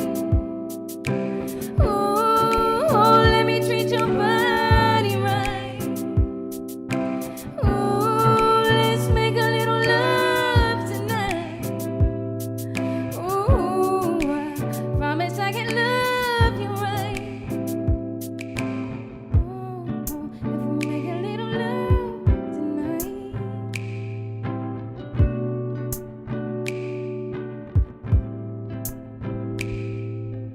Always caught up with all your damn overthinking, but finally realizing not everything's black and white. You're spreading your wings, baby, overdosing on this feeling.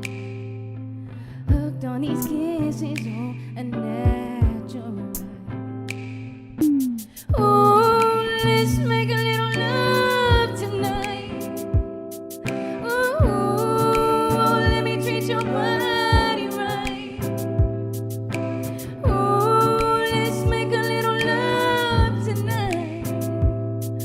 Ooh, I promise I can love you right. Ooh, I promise I can love you right. If we make a little love tonight.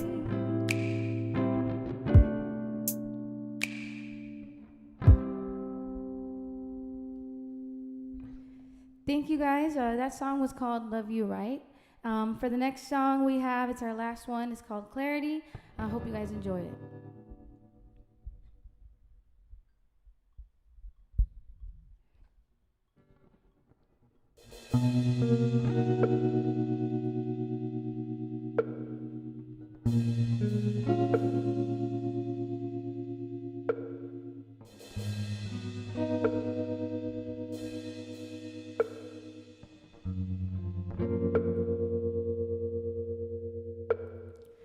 Whisper to the stars the secrets of my heart, rooted in the soil.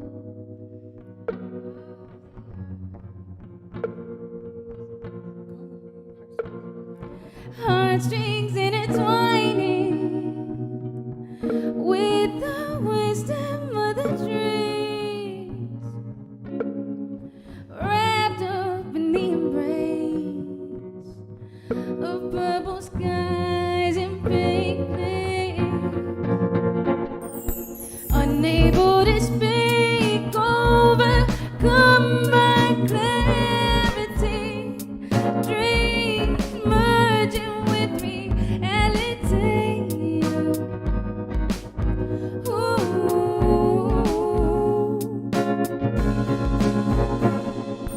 Unable to speak, overcome by clarity, suspended in the unconquering gravity.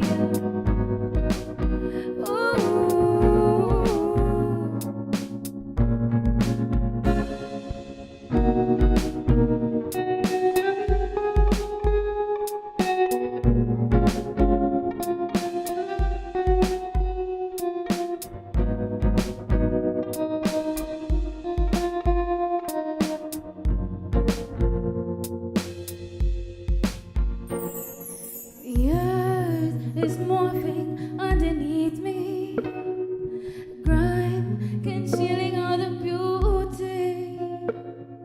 What's the meaning of it all? To make meaning of it all. So I breathe in deep, let the waves of time wash over me, let the floods of fate flow through me. Unable to speak, overcome by clarity, dreams merging with reality.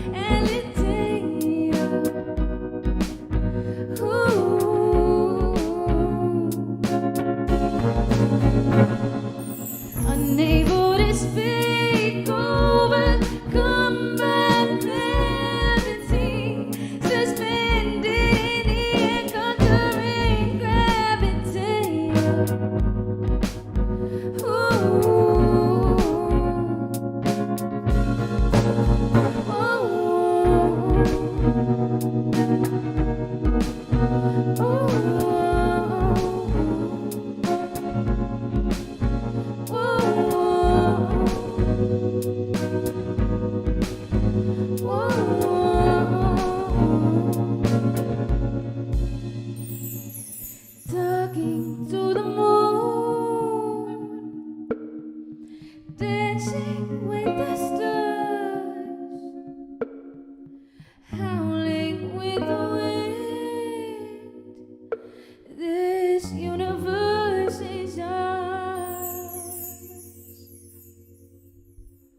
Thank you so much, you guys. We are Jupiter's Heat, and you can find us on Instagram, jupiters.heat, and all streaming platforms. Thank you so much to Jules and Laura and Hannah and Steve, everybody for making this possible, and all my fellow Transmutes. This journey has been awesome. Good night. Oh, shout out to Jules.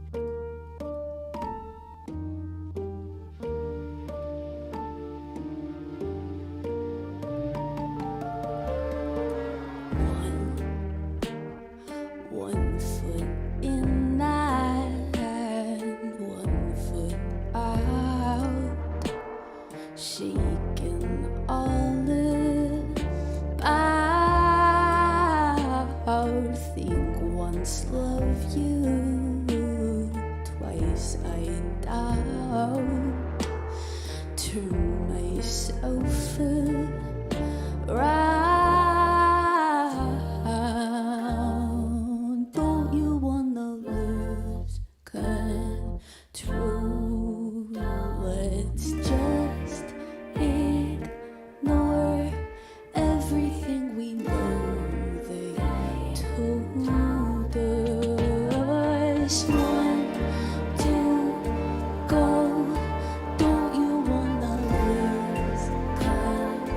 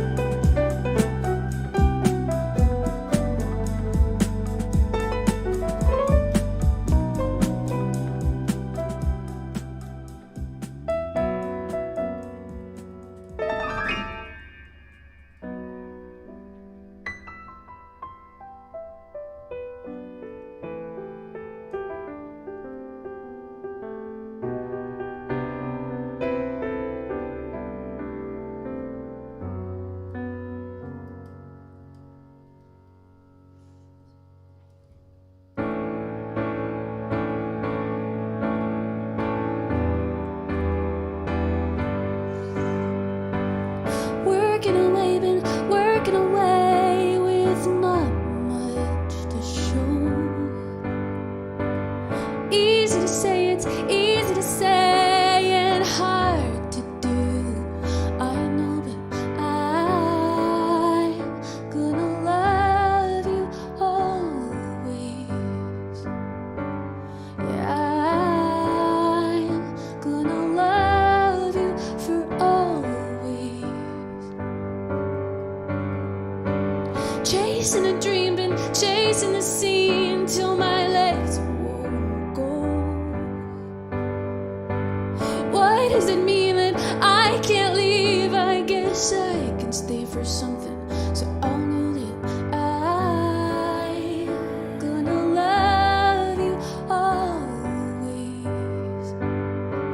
Yeah, I'm gonna love you always. This time I know I can stay forever. It's already been written down to the letter. Your heart's what I've been searching for, but never thought I'd find. And now you're coming for me.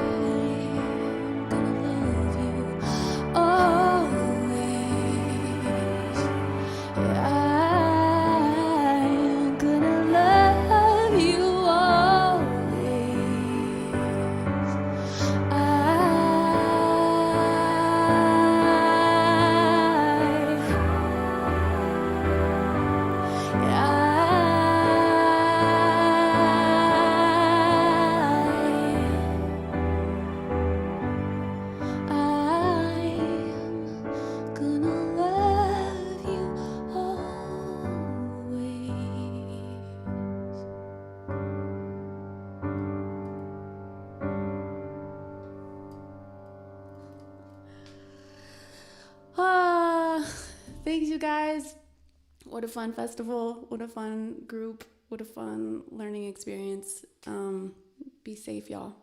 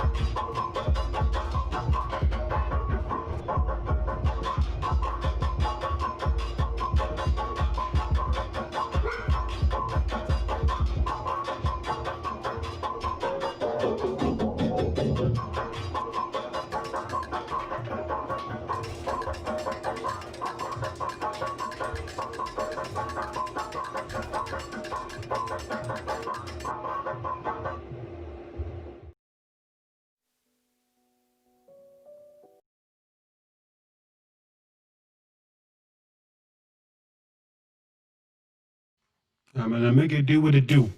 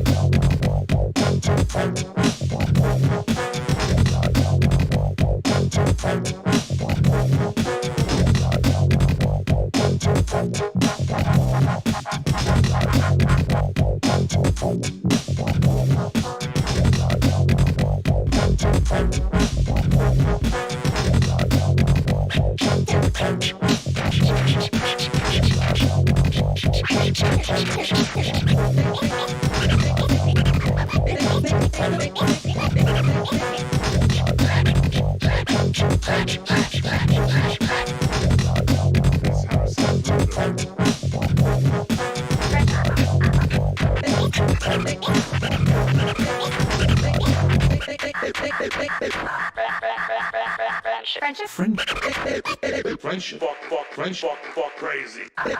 This house has rhythm.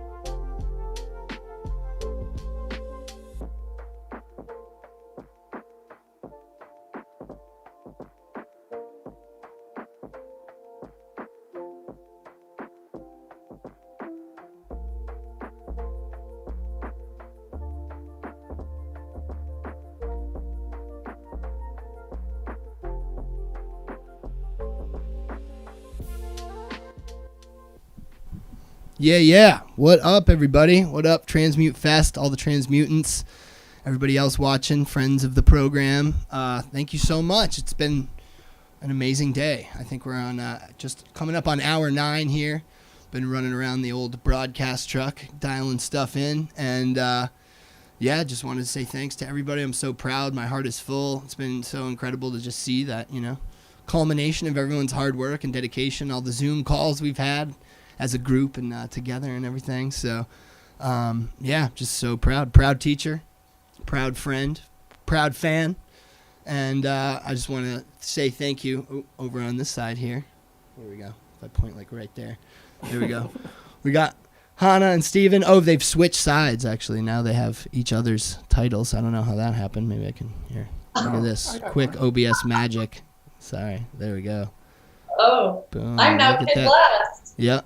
Not the worst thing to be. I mean, guy's cool.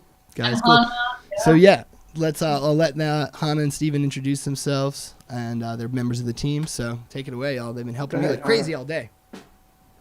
Yeah, well, these very lovely gentlemen are always all about the ladies first in this team, and it's amazing. Yes. Yeah, it's great to be on this whole Laura Escudé team. We have some amazing announcements coming out next week, next Tuesday. I was part of the 3.0 Transmute Accelerator and just learned so much. And then I've been, working with Laura on all the behind the scenes stuff since then. And learned a lot in 4.0. And congrats to all of you. You've done amazing. It's so exciting to see how much you've up-leveled. We have Steven on the team with Kid Blast Sound System. And next Tuesday, we have a huge announcement from Laura. We don't even know what's going to happen. We don't know. So if you want to know, go to lauraescudé.com, scroll down to the bottom, and sign up for her mailing list. Because next Tuesday, there's a huge announcement. We don't even know what it is. It's going to be cool. Hi, everybody. So I'm Stephen Matthew. I just performed tonight as Kid Blast Sound System. And, I'm just thinking, this is my second time. I was with the 3.0 program last time and this time, and it just keeps getting better and better. One of the things I was thinking while this was going on is that there's really no end to this, because as people get more and more creative and more and more efficient, it just gets better and better. And it's been a real great thing for me. I've gotten a lot out of it. I've learned a lot from Jules and Laura and all the special guests that we had all year. And I also got a chance to share some of my experience with some of the less experienced people than me, which is really important to me, just as a person, not only as a musician.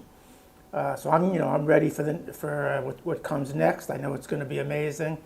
If it just keeps getting as amazing as 3.0 turned into 4.0, it's just going to keep getting better and better. And, I just can't wait for whatever happens. Yes. Yeah, so many good things in the works.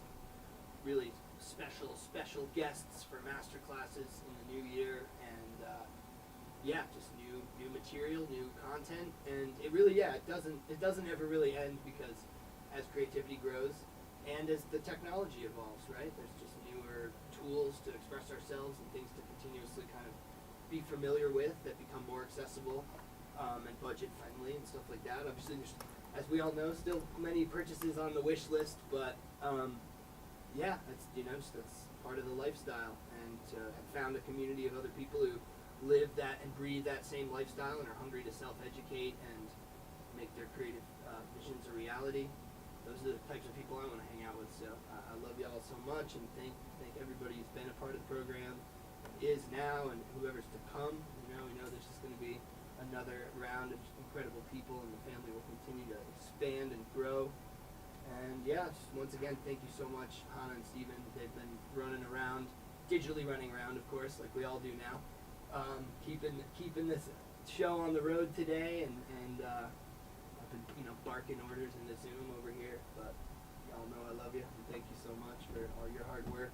And of course, thank you, Laura, for just being the driving force behind our whole team and this vision, and for just the wealth of knowledge and enthusiasm for education that Laura has is second to none. So we're just so lucky and grateful to be a part of that and help bring that out to this this scene and this community, and to see the great, amazing people that it attracts. So come hang if you're not in Transmute yet. We've got a bunch of awesome stuff coming up next year. Definitely join the community on Facebook, the Transmute community. Tons of awesome people hanging in there and just nerding out daily. And as you can see at the bottom of the screen, sign up for the email lists at lauraescudé.com to stay up on everything Transmute, special offers, events, all the info and all the stuff. And we'll be seeing everybody real soon. Once again, congrats to all the Transmutants, everybody. Today performed and everything. Just hearts are full here for sure. Exactly. Hannah's got it. So thank you all. I'm so proud of you. And it's only the beginning, right? It's only just one new step of the journey. So much love. And once again, donate to Beam, the Black Emotional Mental Health Collective. We really believe in their work. We'll show a little video again for anybody who's not familiar right now. And we'll see you real soon. So thanks from everybody here at Team Transmute. Much love to Transmutants. Thanks, everybody. Stay tuned. Much to come. All right. Peace from Shabby Road. We'll see you later.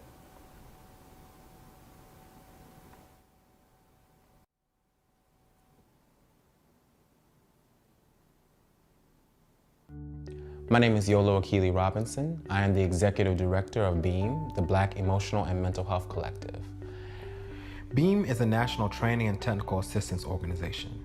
We train individuals, organizations, and grassroots movements on how to implement healing justice and social justice-informed mental health strategies into their work. BEAM is built on the premise that we just can't rely on mental health workers to help our communities heal. We need to also build up the mental health literacy and healing education of everyone in our communities, and that this will help us support ourselves, each other, and get us connected to the care that we need. BEAM's work is important to me because I have seen what happens in our communities when we don't focus on healing justice and mental health. I've seen it in the context of the HIV/AIDS pandemic. I've seen it in the context of substance use challenges in our community. I've seen it in the context of domestic violence, all these different pieces. And for me, as a member of the community, as someone who's been impacted by that lack of awareness of those issues, I've suffered, and I've also watched people around me suffer. And I realized that as I got further into my work and my career, that some of this was unnecessary. Some of this was because we didn't have the skills and the tools to understand that things could be different, that we could create community organizing spaces differently, that we could structure programs and systems differently. But BEAM's work is to improve Black people's mental health literacy and access to mental and emotional health care and support, and that can't happen in a vacuum. We need more visible and supported pathways for Black people to enter into the mental health profession. So BEAM's work helps to dismantle and give tools to folk across platforms, right? So it's professional, it's leadership, it is directly in the community, and then very specifically, it's also addressing some of the